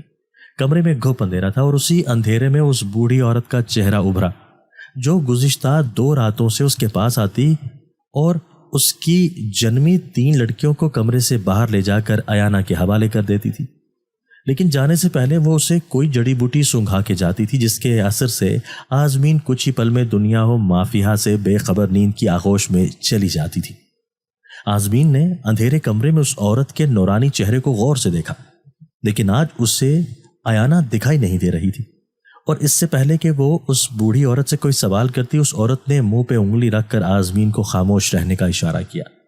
ابھی وقت نہیں آیا، اس لیے آیانہ بھی نہیں آئی۔ میں تمہیں بتانے آئی ہوں کہ آج رات 3 بجے جب ہم تمہارے پاس آئیں گے تو میں آج بھی 3 مولودہ لڑکیوں کو باہر لے جا کر آیانہ کے حوالے کر دوں گی، لیکن آج میں تمہیں کوئی جڑی بوٹی نہیں سونگھاؤں گی۔ تم میرے جاتے ہی غسل خانے میں چلی جانا، وہاں تمہارے لیے ایک لباس رکھا ہوگا جسے تمہیں نہا کر پہننا ہے۔ اس کے پہننے سے تم ہر طرح کی شیطانی نظروں اور ہر قسم کے آئینوں تک سے اوجھل ہو جاؤ گی، کیونکہ آئینوں میں بھی شیطانی قوتیں ہوتی ہیں۔ اس کے بعد تمہیں صبح ہونے کا انتظار کرنا ہے، اور جیسے ہی رات کی سیاہی چھٹنے لگے تم اس کھڑکی کے راستے باہر آ جانا، میں تمہیں باہر کھڑی ملوں گی۔ تمہیں بس 3 باتوں کا خیال رکھنا ہے۔ پہلی بات یہ کہ تم دروازے کے راستے کبھی بھی باہر مت نکلنا، بھلے ہی وہ لباس پہننے کے بعد تم سب شیطانی نظروں سے اوجھل ہو جاؤ گی، لیکن دروازے کے ہلنے جلنے یا کھلنے اور بند ہونے سے یہ سب ہوشیار ہو جائیں گے۔ دوسری بات، کھڑکی سے باہر نکلنے سے پہلے اس بات کا یقین کر لینا کہ سامنے درخت پہ وہ کوئلے موجود نہ ہو جنہیں تم روز دیکھتی ہو اور سنتی ہو، جس کی مجھے امید ہے کہ کل صبح وہ تمہیں دیکھنے کو نہیں ملیں گے، کیونکہ تب تک وہ سب ایک اور روپ میں جنم لے چکی ہوں گی۔ لیکن پھر بھی اگر تمہیں وہ نظر آئیں تو تمہیں ان کے چلے جانے کا انتظار کرنا ہوگا، کیونکہ اگر اس عمارت کے اندر کا کوئی دروازہ کھلتے یا بند ہوتے دیکھا جا سکتا ہے تو اس تنگ کھڑکی سے اترتے چڑھتے اس کے کواڑ بھی تمہارے ٹکرانے سے ہل سکتے ہیں، اور شاخ پہ بیٹھی وہ کوئلیں متوجہ ہو سکتی ہیں۔ بھلے وہ تمہیں نہیں دیکھ سکیں گی، لیکن تمہارے فرار کی خبر پھیلنے کی صورت میں تمہارا یہاں سے نکلنا مشکل میں پڑ سکتا ہے۔ آزمین اس عورت کی باتوں پر حیران تھی، اس سے سوال کرنا چاہتی تھی کہ آخر وہ کوئلیں کون ہیں اور میرے ذریعے انسانی شکل میں کیسے جنم لے رہی ہیں، اور یہ بھلا کیسے ممکن ہے کہ میں لگاتار 3 راتوں سے متواتر ان آسیبوں کو جنم دے رہی ہوں۔ اس سے پہلے کہ آزمین اس عورت کے دوسرے نکتے کو سنتے ہوئے ذہن میں آتے ان سبھی سوالوں کو زبان پہ لاتی، اس عورت نے پھر سے منہ پر انگلی رکھ کر ایک بار پھر آزمین کو بات کرنے سے روک دیا اور بولی، تیسری اور سب سے اہم بات، تم مجھ سے کوئی بات نہیں کرو گی، نہ کوئی سوال پوچھو گی۔ اس وقت تمہارے اندر جو شیطانی طاقتیں دنیا میں آنے کو بے چین ہیں وہ تمہارے ہر جسمانی فعل سے آگاہ ہیں۔ اگر تم نے کچھ بولا تو وہ سن لیں گی، اسی لیے مجھے تمہارے خواب میں آ کر تم سے بات کرنی پڑی۔ اگر خواب کا تعلق روحانی ہے اور تمہاری روح پہ اب تک ان آسیبوں کا قبضہ نہیں ہے تو میں صرف اسی ایک طریقے سے تم سے مخاطب ہو سکتی تھی، لہٰذا جب تک میں تمہیں اجازت نہ دوں تم بات نہیں کرو گی۔ تمہیں بھلے کوئی نہ دیکھ سکے، لیکن اس علاقے میں پھیلے آسیب تمہاری آواز سن سکتے ہیں۔ تھوڑا صبر رکھو، تمہیں تمہارے سب سوالوں کے جواب جلد مل جائیں گے، لیکن اس سب کے لیے تمہیں بہت احتیاط سے کام لینا ہوگا۔ اگر یہاں سے نکلنا چاہتی ہو تو میری بتائی سبھی باتوں کو یاد رکھنا، انہیں کوئی عام سا خواب سمجھ کر بھول نہ جانا۔ اور یہ کہتے ہی وہ بوڑھی عورت اندھیرے میں غائب ہو گئی اور کمرے میں روشنی چھا گئی۔ اسی لمحے دروازہ کھلنے کی آواز کے ساتھ اس نے بھی آنکھیں کھول دی اور دروازے سے آیانہ کے ساتھ اسی بوڑھی عورت کو کمرے میں آتے دیکھا جس سے وہ ابھی ابھی خواب میں ملاقات کر چکی تھی۔ آج آزمین نے اس عمر رسیدہ عورت کے نورانی چہرے پر ہلکی سی مسکراہٹ کو واضح طور پر محسوس کیا تھا، اور وہ سمجھ چکی تھی کہ اسے کیا کرنا ہے۔ آزمین، آج وہ رات آن پہنچی ہے جس کے بعد تم اس تکلیف سے ہمیشہ ہمیشہ کے لیے نجات پالو گی۔ میں تمہیں بتا نہیں سکتی کہ میں آج کتنی خوش ہوں۔ تم نے میرا بہت بڑا کام کیا ہے، اور اس کے انعام کے طور پر میں تمہیں ہر اثاثے میں برابر کی شراکت داری کی پیشکش کرتی ہوں۔ اور یہ سب تو کچھ نہیں، بس شروعات ہے۔ تم جو چاہو گی میں تمہیں دوں گی۔ بے شک تم میرے کسی کام میں میرا ساتھ نہ دو یا اپنے خاندانی پیشے کو نہ اپناؤ، بس تمہیں خود کو میرے کاموں میں مداخلت اور ان پر اعتراض کرنے سے خود کو باز رکھنا ہوگا۔ تو یہ سب تمہارا ہے، اور جو چاہو وہ بھی۔ آیانہ کی اس آفر پر آزمین نے اس سے کہا، اگر تم وعدہ کرتی ہو کہ مجھے اس سب شیطانی چکروں سے دوبارہ نہیں گزرنا پڑے گا اور تم مجھے اپنے کسی بھی عمل میں مدد پہ مجبور نہیں کرو گی تو مجھے یہاں رہنا منظور ہے، لیکن مجھے سوچنے کے لیے 1 دن کی مہلت چاہیے۔ 1 دن؟ میری جان، میری بہن، ایک کیا، تم 2 دن کی مہلت لے لو۔ تمہیں یہاں رکھنے میں اب میرا کوئی فائدہ نہیں، لیکن تم نے میرے لیے جو کر دیا اس کے بعد یہ آفر میری طرف سے تمہارے لیے بس ایک انعام ہے، کیونکہ تم نہیں جانتی کہ تم نے کتنا بڑا کام کیا ہے میرا۔ تم کل سارا دن آرام سے سوچو کہ اس میں تمہارا کتنا فائدہ ہوگا۔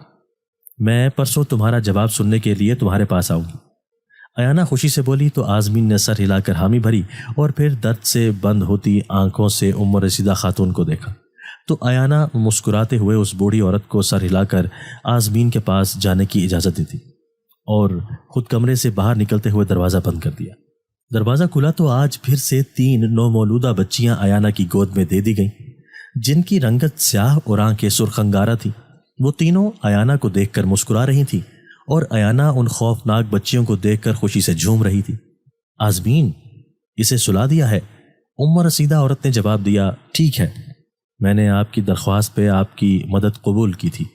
آپ کا کام اب ختم ہو چکا ہے، اس لیے اب آپ جا سکتی ہیں، لیکن یاد رہے آج کے بعد آپ دوبارہ یہاں یا میرے علاقے کی کسی حدود میں کبھی قدم نہیں رکھیں گی۔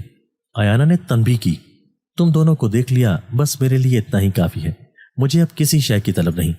اس کے اتنا کہنے کی دیر تھی کہ الگ الگ کمروں سے 3 9 سال کی اور 3 6 سال کی بچیاں خوشی سے ناچتے ہوئے اندر آئیں اور ایانا سے لپٹ کر نومولودہ بچیوں کو دیکھنے لگیں اور پھر یکدم خاموش ہو کر غصے میں بوڑھی عورت کو اپنی سرخ انگارہ آنکھوں سے گھورنے لگی۔ ان سب کی رنگت بھی سیاہ ہو چکی تھی۔ یہ سب دیکھ کر وہ بوڑھی عورت خاموشی سے باہر چلی گئی۔ آنکھیں بند کیے بستر پہ پڑی آزمین کے کان باہر شور مچاتی ان پر اسرار بچیوں کی آوازوں پر ہی تھے، اور پھر اس نے ایانا کو انہیں اپنے ساتھ ریزورٹ کے مرکزی عمارت کی طرف چلنے کو کہتے سنا، اور جب اسے مکمل یقین ہو گیا کہ اب وہ سب اس کاٹیج سے نکل چکی ہیں تو وہ جھٹ سے بستر سے اٹھ کر غسل خانے کی طرف لپکی، جہاں اس نے نہا کے پہلے سے موجود ایک سفید رنگ کا لباس زیب تن کیا جو کسی لمبے سے چوغے کی مانند تھا، جس کے گلے سے منسلک سر ڈھانپنے کے لیے ایک ہڈ سا بنا ہوا تھا۔ اس نے خود کو آئینے میں دیکھا جس میں اسے صرف اپنی گردن کا اوپری حصہ نظر آ رہا تھا۔ اس نے سر کو ہڈ سے ڈھانپا تو اب وہ مکمل طور پر اپنی ہی نظروں سے اوجھل ہو چکی سی۔ باہر نکلنے سے پہلے اس کی نظر لباس والی جگہ پہ اسی کپڑے سے بنے ہوئے موزوں پر پڑی جو جرابیں کم اور لانگ بوٹ زیادہ لگ رہے تھے۔ اس نے اپنے پیروں کی طرف دیکھا تو اسے یہ سمجھنے میں ذرا دیر نہ لگی کہ اسے اپنے پیروں کو بھی اس لباس سے ڈھانپنا ہے، اور اس نے جھٹ سے وہ جوتے نما موزے پہن لیے۔ 7ویں دن کی صبح کا اجالا ہونے میں بس کچھ ہی دیر تھی۔ بستر پر لیٹے ہوئے اس کی نظریں سامنے کھڑکی کے باہر درخت پر جمی تھی، اور پھر درخت کی شاخ ملگجے اجالے میں نمایاں ہونے لگی، جیسے وہ سانس رو کے غور سے دیکھ رہی تھی۔ اور پھر وہ یہ دیکھ کر خوشی سے اٹھ بیٹھی کہ آج نہ تو شاخ پر وہ خوفناک کوئلیں تھیں اور نہ ہی ان کی خوبصورت توازوں سے بنی وہ پراسرار دھن جو روز اس کا استقبال کرتی تھی۔ اس نے اللہ کا نام لے کر بستر سے قدم اتارا اور احتیاط کے ساتھ ادھر ادھر دیکھتے ہوئے کھڑکی سے باہر نکلنے لگی۔ کھڑکی بہت تنگ تھی، لیکن پھر بھی اس کی پوری کوشش تھی کہ وہ کھڑکی کی کواڑ سے ٹکرا نہ جائے، کہ اس وقت ہوا بالکل بند تھی اور خالی ہلتے ہوئے کواڑ کسی کو بھی اس کی طرف متوجہ کر سکتے تھے۔ اتنی احتیاط کے باوجود کھڑکی کا ایک کواڑ اس کے باہر قدم رکھتے ہی پیچھے کی جانب ہوا تو وہ دم سادھے وہیں گھاس پر بیٹھ گئی اور یہاں وہاں تکنے لگی۔ اس کی نظریں بے ساختہ سامنے والے درخت کی جانب اٹھ گئی۔ شکر ہے، اس نے دل ہی دل میں کہا، وہ شاخ خالی تھی۔ پھر اس نے ایک طرف اس عمر رسیدہ عورت کو کھڑے دیکھا جو اس سے خاموشی سے اپنے پیچھے چلنے کا اشارہ دے کر مڑ چکی تھی۔ اس لباس میں جبکہ آزمین بھی خود کو آئینے میں نہ دیکھ پائی تھی تو وہ بوڑھی عورت اسے کیسے دیکھ پا رہی تھی؟ وہ آخر ہے کون؟ انہی سوالوں کو دل میں لیے جب وہ اس بوڑھی عورت کے پیچھے جانے کے لیے کھڑی ہوئی تو اس نے ایک آخری نظر اس درخت کی خالی شاخ پر ڈالی جو اب خالی نہیں تھی۔ شاخ کے ایک سرے پر اسے وہ گہری سرمئی رنگ کی کوئل اپنی مخصوص جگہ بیٹھی نظر آئی۔ ایک پل کے لیے تو اس کی سانسیں وہیں تھم سی گئیں۔ وہ گہرے سرمئی رنگ کی کوئل اپنی سنہری آنکھوں سے اسے ہی دیکھ رہی تھی۔ اب کیا ہوگا؟ آزمین نے دل میں سوچا، کیا یہ مجھے دیکھ سکتی ہے؟ آزمین انہی خیالوں کے تانے بانے بنتی عمر رسیدہ عورت کے پیچھے جانے لگی۔ وہ کوئل یقیناً آزمین کو دیکھ سکتی ہے، اس بات کا آزمین کو مکمل یقین ہو چلا تھا۔ اس نے عمر رسیدہ عورت کو اس کے بارے میں آگاہ کرنا چاہا مگر اسے بات کرنے کی ممانعت تھی، سو وہ خاموش رہی، لیکن اس کی نگاہیں اسی کوئل پر ٹکی تھی جو اس کی نظروں سے اوجھل ہونے تک اسے ہی گردن موڑے دیکھ رہی تھی۔ جیسے جیسے صبح کا اجالا بڑھ رہا تھا جنگل کا گھنا پن بھی بڑھتا جا رہا تھا۔ انہیں اس گھنے اور پراسرار جنگل میں چلتے ہوئے کچھ ہی دیر گزری تھی کہ آزمین نے جنگل کی خوبصورتی کو خوفناکی میں بدلتے ہوئے دیکھا۔ اسے اپنے آس پاس سرسراہٹیں محسوس ہونے لگی، کبھی اسے سرگوشیاں سنائی دیتی تو کبھی بہت ناگوار بو محسوس ہوتی۔ وقتی طور پہ وہ خوف سے اپنے بڑھتے قدم روک لیتی۔ اسے رکتا دیکھ وہ بوڑھی عورت اس کے پاس پہنچ کر اس کا ہاتھ تھامتی اور اسے آگے بڑھنے کا حوصلہ دیتی۔ وہ جیسے جیسے جنگل کے اندر جاتے جا رہے تھے ان آوازوں کے مناظر کی صورت اختیار کرنا شروع کر دی اور دیکھتے ہی دیکھتے نہ جانے کہاں سے بہت سی نوجوان لڑکیاں اسے اپنے سامنے نظر آنے لگیں۔ کوئی درختوں کے ارد گرد بھاگ رہی تھی تو کوئی کسی شاخ پر بیٹھی تھی تو کوئی کسی درخت پہ چڑھنے میں مصروف تھی۔ اس کے ماتھے پر پسینے کے قطرے نمودار ہونے لگے۔ اسے لگا کہ اسے کوئی نہ کوئی دیکھ لے گا کہ تبھی اس بوڑھی عورت نے ایک بار پھر آگے بڑھ کر اسے حوصلہ دیا۔ اس کی بوڑھی اور ذہین آنکھوں میں نہ جانے کیا خاصیت تھی کہ وہ ہر بار پھر سے چلنے لگتی۔ کچھ آگے چل کر اس کے بڑھتے قدم کے آگے اس عورت نے اپنا ہاتھ رکھ کے اسے روک دیا۔ آزمین نے حیرت سے پہلے اس بوڑھی عورت کو دیکھا اور پھر اس کی بوڑھی نظروں کے تعاقب میں زمین پہ پھیلے اس بڑے سے دائرے نما کالے نشان کو دیکھا جس کے اندر مزید کئی تکونے ایک خاص ڈیزائن میں بنائی گئی تھی۔ آزمین نے زمین پر بیٹھ کے کئی گز پہ پھیلے اس بڑے سے نشان کو غور سے دیکھا تو اسے احساس ہوا کہ یہ نشان گھاس پہ چلنے سے بنا ہے، اور تبھی اس کے ذہن میں آیانہ کی زبانی سنی اپنی ماں اور خالاؤں کی زندہ جلانے والی کہانی ابھرنے لگی، اور اسے معلوم ہوا کہ یہ تو سانج اور اتروب کے درمیانی جنگل کی وہی جگہ ہے جہاں اس کی ماں اور اس کی 9 خالاؤں کو جادوگرنی ہونے کے جرم میں گاؤں والوں نے زندہ جلا دیا تھا۔ اپنی بے قصور ماں کو یاد کرتے ہی اس کی آنکھوں میں آنسو آ گئے، اور تب ایک بار پھر اس بوڑھی عورت نے آگے بڑھ کر آزمین کو یہ راستے بدلنے میں مدد کی۔ وہ لوگ وہاں سے کافی آگے آ چکے تھے، مگر ان پراسرار لڑکیوں کی سرگرمیاں اسی طرح جاری تھی جو نہ جانے اچانک کہیں سے بھی نمودار ہو جاتی، کبھی ہوا میں اچھل کر پیڑوں پر جا بیٹھتی تو کبھی ہوا میں تیرتی گزر جاتی۔ انہیں دیکھ کر آزمین کو اس بات کا تو یقین ہو چلا تھا کہ خوشی سے ناچتی چیختی اور اچھلتی کودتی یہ لڑکیاں انسان ہرگز نہیں ہیں، لیکن پھر بھی وہ سب اسے دیکھ نہیں پا رہی تھی، اور یہی بات اس کے لیے تسلی بخش اور حوصلہ افزا تھی۔ پھر بھی وہ سارا راستہ ان سے بچ بچ کر گزرتی رہی، اور پھر کافی چلنے کے بعد آزمین کو کچھ دور جنگل کی وہی ندی نظر آئی جو ایک بار فرار کا راستہ ڈھونڈتے ہوئے اس نے پہلے بھی دیکھی تھی، لیکن اس تک پہنچنے سے پہلے ہی اس کے پار جانے کی آیانہ کی مقررہ حد ختم ہو چکی تھی، مگر آج اسے دیکھ کر اسے اپنی نجات یقینی نظر آ رہی تھی۔ وہ تول تول کر قدم بڑھا رہی تھی اور اس ندی تک پہنچنے ہی والی تھی کہ اچانک ایک لڑکی بھیانک آواز میں چیختی ہوئی اسے اپنے سامنے تیزی سے اڑتے ہوئے دکھائی دی۔ وہ جیسے ہوا میں معلق تھی۔ اس سے پہلے کہ وہ خود بھی خوف سے چیخ پڑتی یا اس لڑکی کے پیروں سے ٹکرا جاتی، بوڑھی عورت نے پلک جھپکتے آزمین کے منہ پر ہاتھ رکھ کے اسے نیچے لٹا دیا، اور وہ لڑکی ان کے سر کے اوپر سے چیختے ہوئے گزر گئی۔ آزمین نے پلٹ کر دیکھا تو وہ کسی بہت بڑے جھولے پر سوار تھی جس کی ڈوریاں دور کسی بہت اونچے درخت سے بندھی تھی، یا شاید آسمان سے کسی اندھے کی شے سے جڑی تھی۔ آزمین کا دل بہت بری طرح سے دھڑک رہا تھا، لیکن اسے ایک تسلی تھی کہ وہ جو کوئی بھی تھی آزمین کو نہیں دیکھ سکتی تھی۔ اور پھر اس بوڑھی عورت نے آزمین کا ہاتھ تھاما تو وہ بس چلتی رہی، یہاں تک کہ ندی کنارے پہنچنے پر ہی اس کا ہاتھ چھوڑا اور مسکرا کر آزمین کو دیکھا، اور تب آزمین کو اندازہ ہوا کہ آج وہ آیانہ کی بنائی حد کو بآسانی پار کر آئی ہے۔ اس نے سکھ کا سانس لیا اور جواباً وہ بھی مسکرائی۔ وہ ابھی کچھ بولنے ہی والی تھی کہ اس بوڑھی عورت نے ایک بار پھر منہ پر ہاتھ رکھ کر اسے بات کرنے سے باز رکھا۔ پہلے تو وہ حیران ہوئی، لیکن پھر سمجھ گئی کہ یعنی ابھی خطرہ ٹلا نہیں۔ بھلے آیانہ کی جادوئی حدود پار ہو چکی ہے، لیکن ابھی اسے مزید محتاط رہنا ہے۔ اور پھر ندی کی طرف بوڑھی عورت کے اشارے سے وہ سمجھ گئی کہ وہ اس ندی پہ کچھ پل سستا سکتی ہے۔ اس نے جلدی سے ندی کا ٹھنڈا پانی اور شفاف پانی پیا تو جیسے اس کی جان میں جان آئی، اور پھر وہ بوڑھی عورت کی رہنمائی میں ندی کنارے کنارے آگے بڑھنے لگی۔ اب جنگل ختم ہو چکا تھا اور سامنے ایک ہرا بھرا گاؤں تھا۔ وہ اس بوڑھی عورت کے سنگ گاؤں کے ایک گھر پہنچی۔ دستک دی گئی تو ایک 35-40 سال کے مرد نے دروازہ کھولا۔ شاہ صاحب کی امانت لائی ہوں۔ اور وہ آدمی جیسے آزمین کی آمد کے انتظار میں ہی تھا، فوراً دروازے سے ہٹ کر آزمین کو اندر آنے کا راستہ دینے لگا۔ آزمین نے پلٹ کر اس بوڑھی عورت کو دیکھا تو وہ بولی، بے فکر ہو جاؤ، اب تم آزاد بھی ہو اور محفوظ بھی، دوبارہ یہاں کبھی مت آنا، اللہ حافظ۔ اتنا کہہ کر وہ بوڑھی عورت پلٹی اور دیکھتے ہی دیکھتے اس کی نظروں کے سامنے سے غائب ہو گئی۔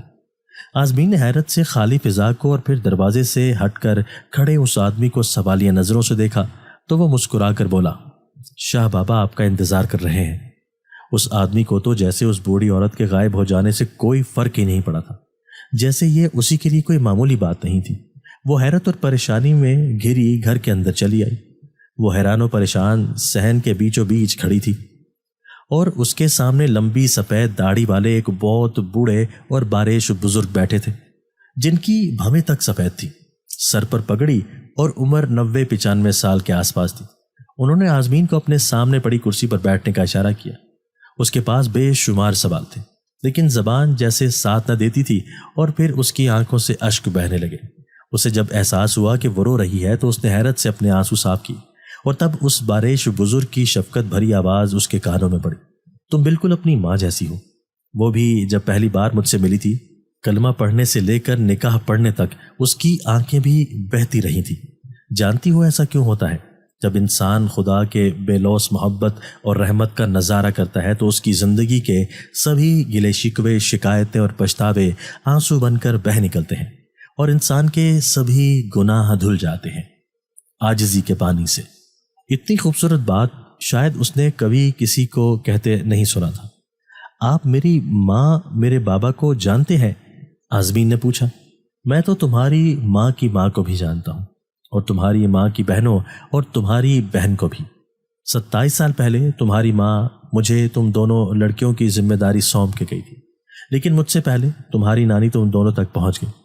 نہ میں تمہاری ماں کو بچا سکا اور نہ تم بہنوں کو، لیکن مجھے خوشی ہے کہ اللہ کے حکم سے میں آج تمہیں اس شیطانی چنگل سے نکالنے میں کامیاب ہوا ہوں، لیکن تمہاری بہن کو نہیں بچا سکا کہ وہ خود اس سب سے نکلنا نہیں چاہتی۔ انہوں نے افسوس سے کہا، تو کیا آپ نے ان بوڑھی خاتون کو میرے پاس بھیجا تھا؟ آزمین نے پوچھا۔ میں نے تو بس تمہارے لیے یہ لباس بھیجا تھا۔ تمہاری پردادی تو خود تمہاری مدد کو وہاں پہنچی تھی۔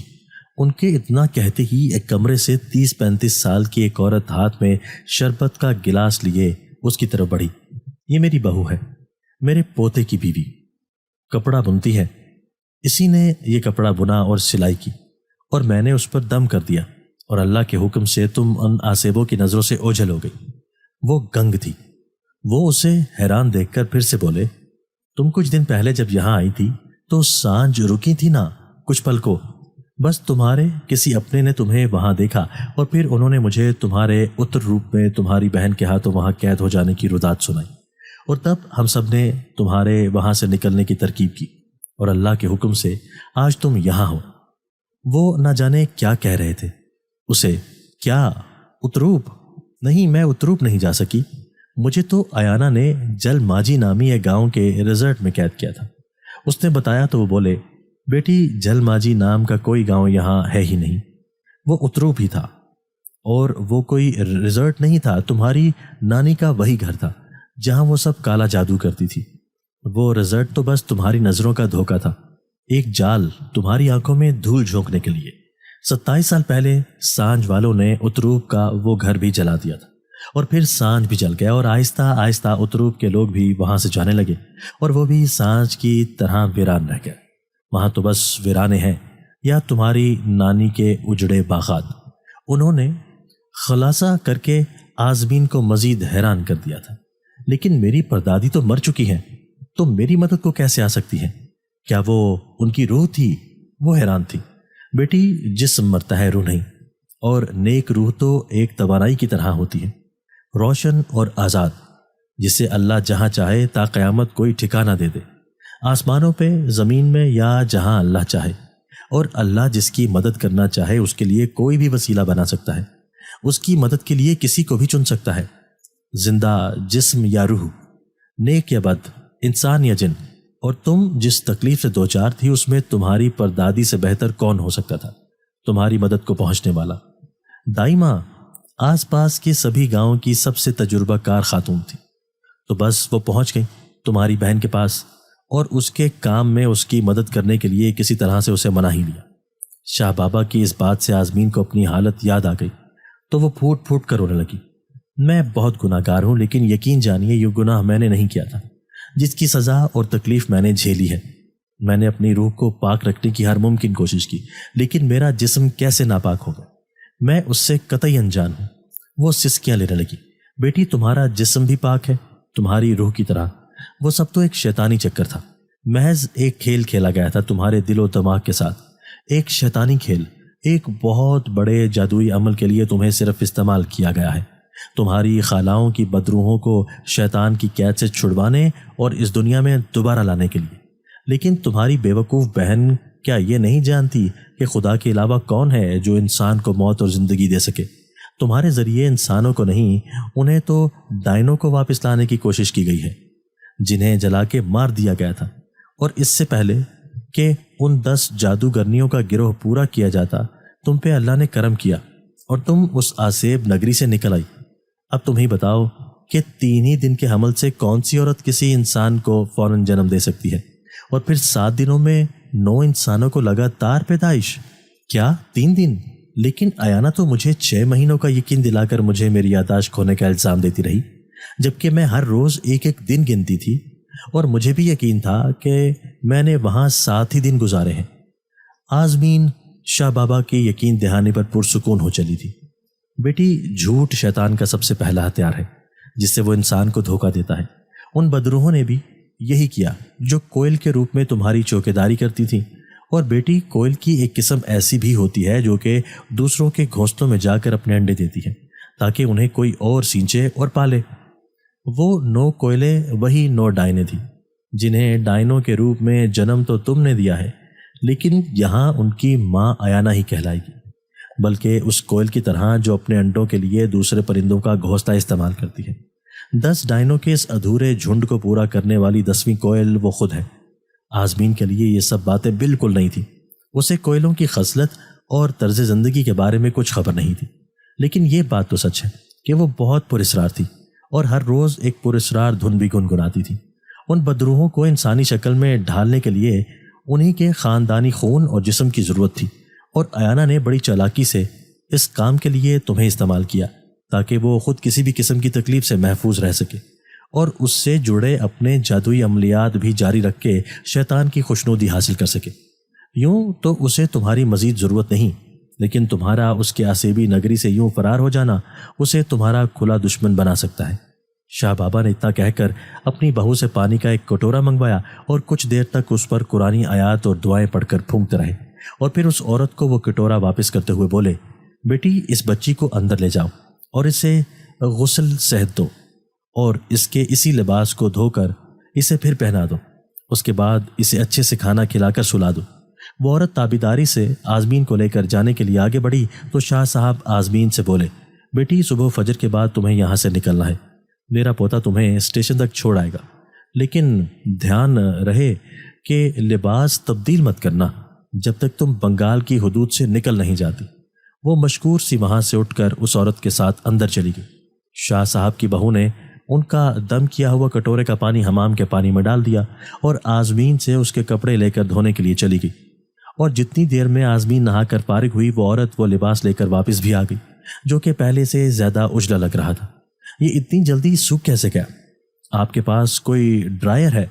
آزمین کو اس گاؤں میں کسی بھی جدید ٹیکنالوجی کے وجود پر شبہ تھا۔ ہاں، ڈرائر تو ہے، لیکن اس کپڑے پہ پانی ٹھہرتا نہیں، فوراً ہی سوکھ جاتا ہے، کیونکہ اگر یہ لباس کسی عام کپڑے سے بنایا جاتا تو گیلا ہونے پر یہ اس کو ظاہر کر سکتا تھا، جبکہ اس کا مقصد تو انسان کو اوجھل کرنا ہے، اس لیے اسے عام دھاگے سے بننے سے پرہیز کیا گیا ہے۔ وہ یہ کہہ کر چلی گئی اور آزمین ان لوگوں کی تخلیقی ذہانت پر حیران رہ گئی۔ وہ شاہ صاحب کے دم کیے ہوئے پانی سے نہا کر خود ایک دم تر و تازہ محسوس کر رہی تھی۔ جسمانی کمزوری کے ساتھ ساتھ اس کی ذہنی تھکن بھی حیران کن طور پر غائب ہو چکی تھی، اور اس وقت وہ خود کو ہر جسمانی اور روحانی تکلیف سے آزاد محسوس کر رہی تھی، جیسے اس کے ساتھ کبھی کچھ ہوا ہی نہ ہو، جیسے اسے کچھ پلوں میں بنگال کے سحر سے شفا یابی مل چکی ہو۔ جب وہ باہر آئی تو اسی خاتون نے اسے بہت خلوص سے کھانا کھلایا اور سونے کے لیے کمرے میں لے گئی۔ اب آپ کو صبح فجر کے وقت اٹھانے آؤں گی، اتنا کہہ کر وہ چلی گئی، اور آزمین اپنے ساتھ گزرے لمحات کو یاد کرنے لگی۔ نیند اس کی آنکھوں سے کوسوں دور تھی۔ اس کی آنکھوں کے سامنے جلا ہوا سانج گاؤں، مسجد میں کھڑے ہوئے کسی نوجوان کا روشن عکس، اپنی پردادی کا پرنور چہرہ اور شاخ پر بیٹھی وہ پراسرار کوئلیں سب آنے لگے۔ وہ سب کچھ دیکھ چکی تھی، یہاں تک کہ اسے شاہ بابا جیسے نیک اور پہنچے ہوئے بزرگ کی زیارت بھی نصیب ہو گئی تھی۔ اگر وہ کسی کو نہیں دیکھ پائی تھی تو وہ تھی اس کی ماں۔ ایک ہلکی سی کسک اس کے دل میں اٹھی، اور اس سے پہلے کہ وہ اس بات پر مزید سوچتی، اسے کمرے کے دروازے کے باہر ایک سایہ سا محسوس ہوا۔ وہ شاہ بابا تھے، جنہوں نے کمرے کے باہر کھڑے کھڑے ہی جاگتی آزمین پر دم کیا اور انگلی کے اشارے سے جیسے گھر کے اوپر ایک حصار کھینچ دیا اور وہاں سے چلے گئے۔ ان کے اتنا کرنے کی دیر تھی کہ آزمین دیکھتے ہی دیکھتے نیند کی وادیوں میں اتر گئی۔ صبح منہ اندھیرے شاہ صاحب نے آزمین کو کچھ ضروری ہدایات اور ڈھیروں دعاؤں کے ساتھ رخصت کیا، اور وہ ان کا شکریہ ادا کرتے ہوئے وہاں سے اسٹیشن چلی آئی۔ گاؤں سے اترنے سے پہلے شاہ صاحب کے پوتے نے اسے ایک لفافہ تھماتے ہوئے کہا کہ کیا آپ جانتی ہیں کہ آپ کو کوئی اس لباس میں نہیں دیکھ سکتا، لیکن صرف وہ جو آپ کا خیر خواہ ہو، آپ اسی کو نظر آ سکتی ہیں، اس لیے آپ اپنے دل سے ہر طرح کا خوف نکال دیں۔ ابھی وہ دونوں گاڑی سے اترتے پلیٹ فارم پر چلنا شروع ہی ہوئے تھے کہ کوئی آزمین کے سامنے اچانک آن کھڑا ہوا۔ میڈم، آپ کدھر گم ہو گیا تھا؟ ہم 7 دن سے آپ کا فون ٹرائی کرتا، پر آپ کا فون لگنے کو ہی نہیں دیتا۔ ہم روز دن رات اسٹیشن پہ آتا، آپ کا انتظار کرتا۔ 1 منٹ میڈم، یہ آپ کے ساتھ کون ہے؟ بانو نان سٹاپ بولتے بولتے اچانک شاہ بابا کے پوتے کو دیکھ کر رکا، اور آزمین نے مسکرا کر ان کے پوتے کو دیکھا تو وہ بولے، تو یعنی اب میں بے فکر ہو کر واپس جا سکتا ہوں؟ تو یہ آپ کا سچ میں کوئی خیر خواہ ہے؟ جی، یہ بھانو ہے۔ اب آپ بے فکر ہو کر واپس جا سکتے ہیں۔ آپ اور آپ کی بیگم کی مہمان نوازی اور مدد کا بہت شکریہ، اور شاہ بابا کی تو میں زندگی بھر احسان مند رہوں گی۔ آزمین عاجزی سے بولی، اللہ آپ کا حامی و ناصر ہو، اللہ حافظ۔ اتنا کہہ کر وہ واپس پلٹ گئے تو وہ بھانو کے ساتھ چلنے لگی۔ میڈم، یہ کون تھے؟ ایک نیک شخص کی نیک اولاد، آزمین نے جواب دیا۔ اچھا بھانو، مجھے جلد از جلد بنگال سے نکلنا ہے، لیکن میرے سارے ڈاکومنٹس اور پیسے، یہاں تک کہ موبائل فون بھی، سب کچھ گم ہو چکا ہے۔ ابھی کے لیے کچھ رقم تو ہے، لیکن میں پاکستان کی فلائٹ نہیں لے سکتی، تو تم مجھے امرتسر کی پہلی ٹرین کی ٹکٹ لا دو۔ اس نے بھانو کو کہا تو وہ بولا، میڈم، آپ ٹرین سے امرتسر نہیں جا سکتی، آپ کی جان کو خطرہ ہے۔ بھانو کے ان الفاظ پر آزمین پریشان ہو کر سوالیہ نظروں سے اسے دیکھنے لگی۔ تو کیا خطرہ ابھی ٹلا نہیں؟ اور بھانو اس بارے میں کیا اور کیسے جانتا ہے؟ وہ سوچنے لگی۔ میڈم، یہاں بنگال میں ہندو مسلم بہت دنگے ہونے کو، اور امرتسر اور دہلی جانے والی ٹرین پر بھی حملے کی خبر ہے، اور خبر بہت پکی ہے، اور آپ تو نہ صرف مسلمان بلکہ پاکستانی مسلمان، تو آپ کے لیے تو ڈبل ٹربل ہوتا۔ بھانو نے خطرے کی وضاحت کی تو آزمین فکر سے بولی، تو پھر اب میں امرتسر کیسے پہنچوں گی؟ میڈم، کس لیے ہے؟ اسی واسطے تو روز دن رات آپ کا یہاں انتظار کرتی کہ کوئی آپ کو چیٹ کر کے ہندو مسلم دنگوں کے نام پہ کچھ نہ کر دے۔ آخر کو آپ پہلی بار بنگال آیا ہے، ہمار مہمان ہیں، ہم آپ کو ایسے کیسے اکیلا ہیلپ لیس چھوڑ کے چلی جاتا؟ ہم گاڑی کا ٹینک فل کر کے رکھا، ہم آپ کو امرتسر خود چھوڑ کے آتا۔ وہ جسے آج بھانو کی مخلصی کا اندازہ ہو رہا تھا، فکر سے بولی، لیکن بائی روڈ تو بہت ٹائم لگ جائے گا، کتنے گھنٹے کا سفر ہوگا؟ گھنٹے؟ میڈم، کتنا دن لگے گا یہ پوچھو۔ وہ مسکراتے ہوئے بولا، کیا کتنے دن؟ آزمین مزید پریشان ہو گئی۔ 34 آورز بولے تو لگ بھگ 1.5 ڈے، اور راستے میں رک رک کے جانے کا تو 2 days فل۔ بھانو اور آزمین گاڑی تک پہنچ گئے تھے، لیکن میڈم، یہ روڈ کا سفر ٹرین کے سفر سے زیادہ سیف۔ بھانو نے آزمین کو تسلی دیتے ہوئے دروازہ کھولا تو وہ چپ چاپ اندر بیٹھ گئی۔ میڈم، آپ بھی سوچتا ہوئے گا کہ ہم کائے کو اتنا فکر کرتا آپ کا؟ وہ میڈم، دراصل بات یہ کہ جب ہم آپ کو رزلٹ سے باہر نکالا تو وہ پیچھے مڑ کے دیکھا تو وہاں ایک بہت پرانے مکان کا کھنڈر اور سب درخت بھی سوکھا، ہر طرف ویرانی ویرانی۔ ہم تو بہت ڈر گیا۔ پھر ہم جب اپنی گاڑی تک پہنچا تو اس میں کوئی چابی نہیں، نہ ہی آپ کی فرینڈ کا کوئی آدمی۔ ہم نے ڈھونڈا تو چابی ہمارا جیب میں تھا۔ ہم تبھی سمجھ گیا کہ کوئی گڑبڑ، اور پھر واپس آ کر جب ہم نے جل ماچی کے بارے میں انفارمیشن کو کلیکٹ کیا تو ہم کو پتہ چلا کہ وہاں تو اس نام کا کوئی ولیج نہیں، اور اس جنگل میں بھی ڈائنو کا داس ہوتا، بلکہ وہ سارا کا سارا جنگل ہی ہانٹڈ ہوتی۔ ہم آپ کو بہت فون کیا پر آپ کا فون بھی بند، تو 2 دن بعد ہم وہاں پہ واپس گیا تو نہ تو وہ رزلٹ ملا، نہ اتروپ، اور جل ماجی تو کبھی تھا ہی نہیں۔ وہ حیرت سے اپنی آپ بیتی آزمین کو سنا رہا تھا، لیکن آزمین پہ جو کچھ گزری تھی وہ اس بارے میں بات کرنے کے لیے بالکل بھی تیار نہ تھی، سو خاموشی سے اس کی باتیں سنتی رہی۔ ہماری 10ویں ساتھی ابھی بھی گم ہے، ایک آواز آئی۔ میں ہوں نا تمہاری 10ویں ساتھی، ایانا نے جواب دیا۔ تم نے کیا سمجھا تھا کہ تم ہماری ماں کو واپس لائے بنا ہی ہمارے گٹھ کا حصہ بن جاؤ گی، اور ہم ایسا ہونے دیں گے؟ وہ لال آنکھوں اور سیاہ رنگت والی ڈائن ایانا پر چلا رہی تھی۔ ہاں تو تم 9 اور 10ویں میں خود ہو نا؟ وہ بولی، نہیں، تم ہماری ماں کی جگہ کبھی نہیں لے سکتی، تم تو آخر اسی آرونا کی بیٹی ہو نا، جس نے دھوکے سے ہم سب کو موت کے گھاٹ اتار دیا تھا۔ دوسری ڈائن بولی، لیکن میں نے تم لوگوں کو واپس لانے کے لیے کیا کچھ نہیں کیا، خود کو تم میں سے ایک ثابت کرنے کے لیے ہی تو میں نے یہ سب کیا تھا۔ میں نے، ایانا نے جواب دیا۔ تو اپنی پردادی کو کیوں آنے دیا یہاں؟ یہ سب اسی کا کیا دھرا ہے۔ تیسری ڈائن بولی، وہ میرے پاس بس ہم دونوں کو ایک نظر دیکھنے آئی تھی، اور آزمین کی حالت کے بارے میں بھی جانتی تھی، اس لیے پوتی ہونے کے ناطے انہوں نے میری مدد کرنے کی پیشکش کی، تو ان کے تجربہ کار ہونے کی وجہ سے میں نے حامی بھر لی تاکہ تم سب صحیح سلامت اس دنیا میں واپس آ سکو۔ ایانا نے اپنی صفائی دی، ہمیں یا تو وہ لڑکی لا کے دو جو یا تو ہماری ماں کو بھی جنم دے سکے، یا پھر تمہاری اپنی جان دے کر یہ کام کرنا ہوگا۔ چوتھی ڈائن بولی، نہیں، مجھے کچھ وقت دو، میں اسے ڈھونڈ کر واپس لاتی ہوں۔ اور ایانا تیزی سے اسی ویرانے سے باہر جانے لگی۔ اس نے ہر جگہ آزمین کو ڈھونڈ لیا تھا، train station, airport, bus stand, یہاں تک کہ بنگال کا ایک ایک گاؤں، مگر آزمین اس کی پہنچ میں ہوتے ہوئے بھی اس کی نظروں سے اوجھل تھی۔ ادھر بھانو گاڑی اڑاتا آزمین کو وہاں سے نکال کر لے جا رہا تھا۔ وہ بہت تھوڑی دیر کے لیے کسی جگہ پر ٹھہرتے، کچھ کھاتے پیتے اور پھر سے محو سفر ہو جاتے۔ تقریباً 2 دن میں وہ امرتسر پہنچ گئے۔ میڈم، یہاں آپ کو کدھر کو جانا چاہتا؟ بھانو نے پوچھا۔ بارڈر، آزمین نے بس اتنا ہی کہا، اور بھانو اسے حیرت سے تکنے لگا۔ منزل پہ پہنچ کے آزمین نے بھانو سے کہا، بھانو، میں تمہارا احسان ہمیشہ یاد رکھوں گی، ابھی اتنے ہی پیسے ہیں میرے پاس، پر پاکستان پہنچ کے میڈم آپ ہم کو شرمندہ مت کرو بھی، بس آپ ہم کو کبھی بھولنا مت۔ اس کی عاجزی میں اداسی کی واضح جھلکتی۔ میں تمہیں کبھی نہیں بھول سکتی بھانو، اپنا خیال رکھنا۔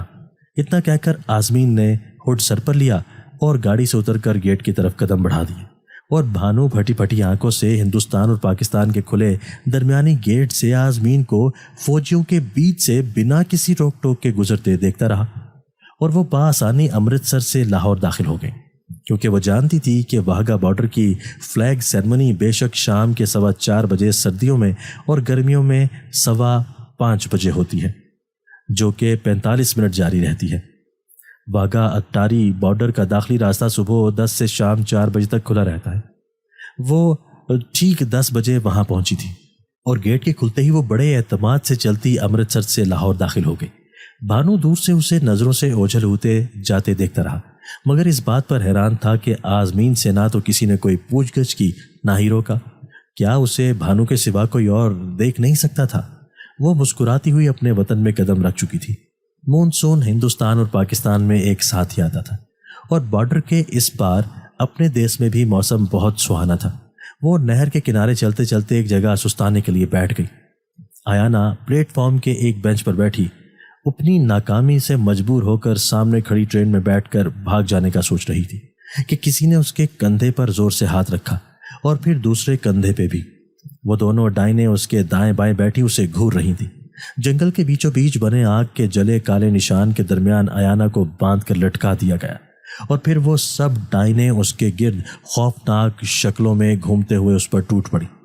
ادھر نہر کنارے بیٹھی آزمین نے بے دھیانی میں ہاتھ زمین پر رکھا تو وہاں پڑا کانچ کا ایک چھوٹا سا ٹکڑا، ہتھیلی پہ عین اس کے انگوٹھے کے نیچے ایک لمبا سا کٹ لگا گیا۔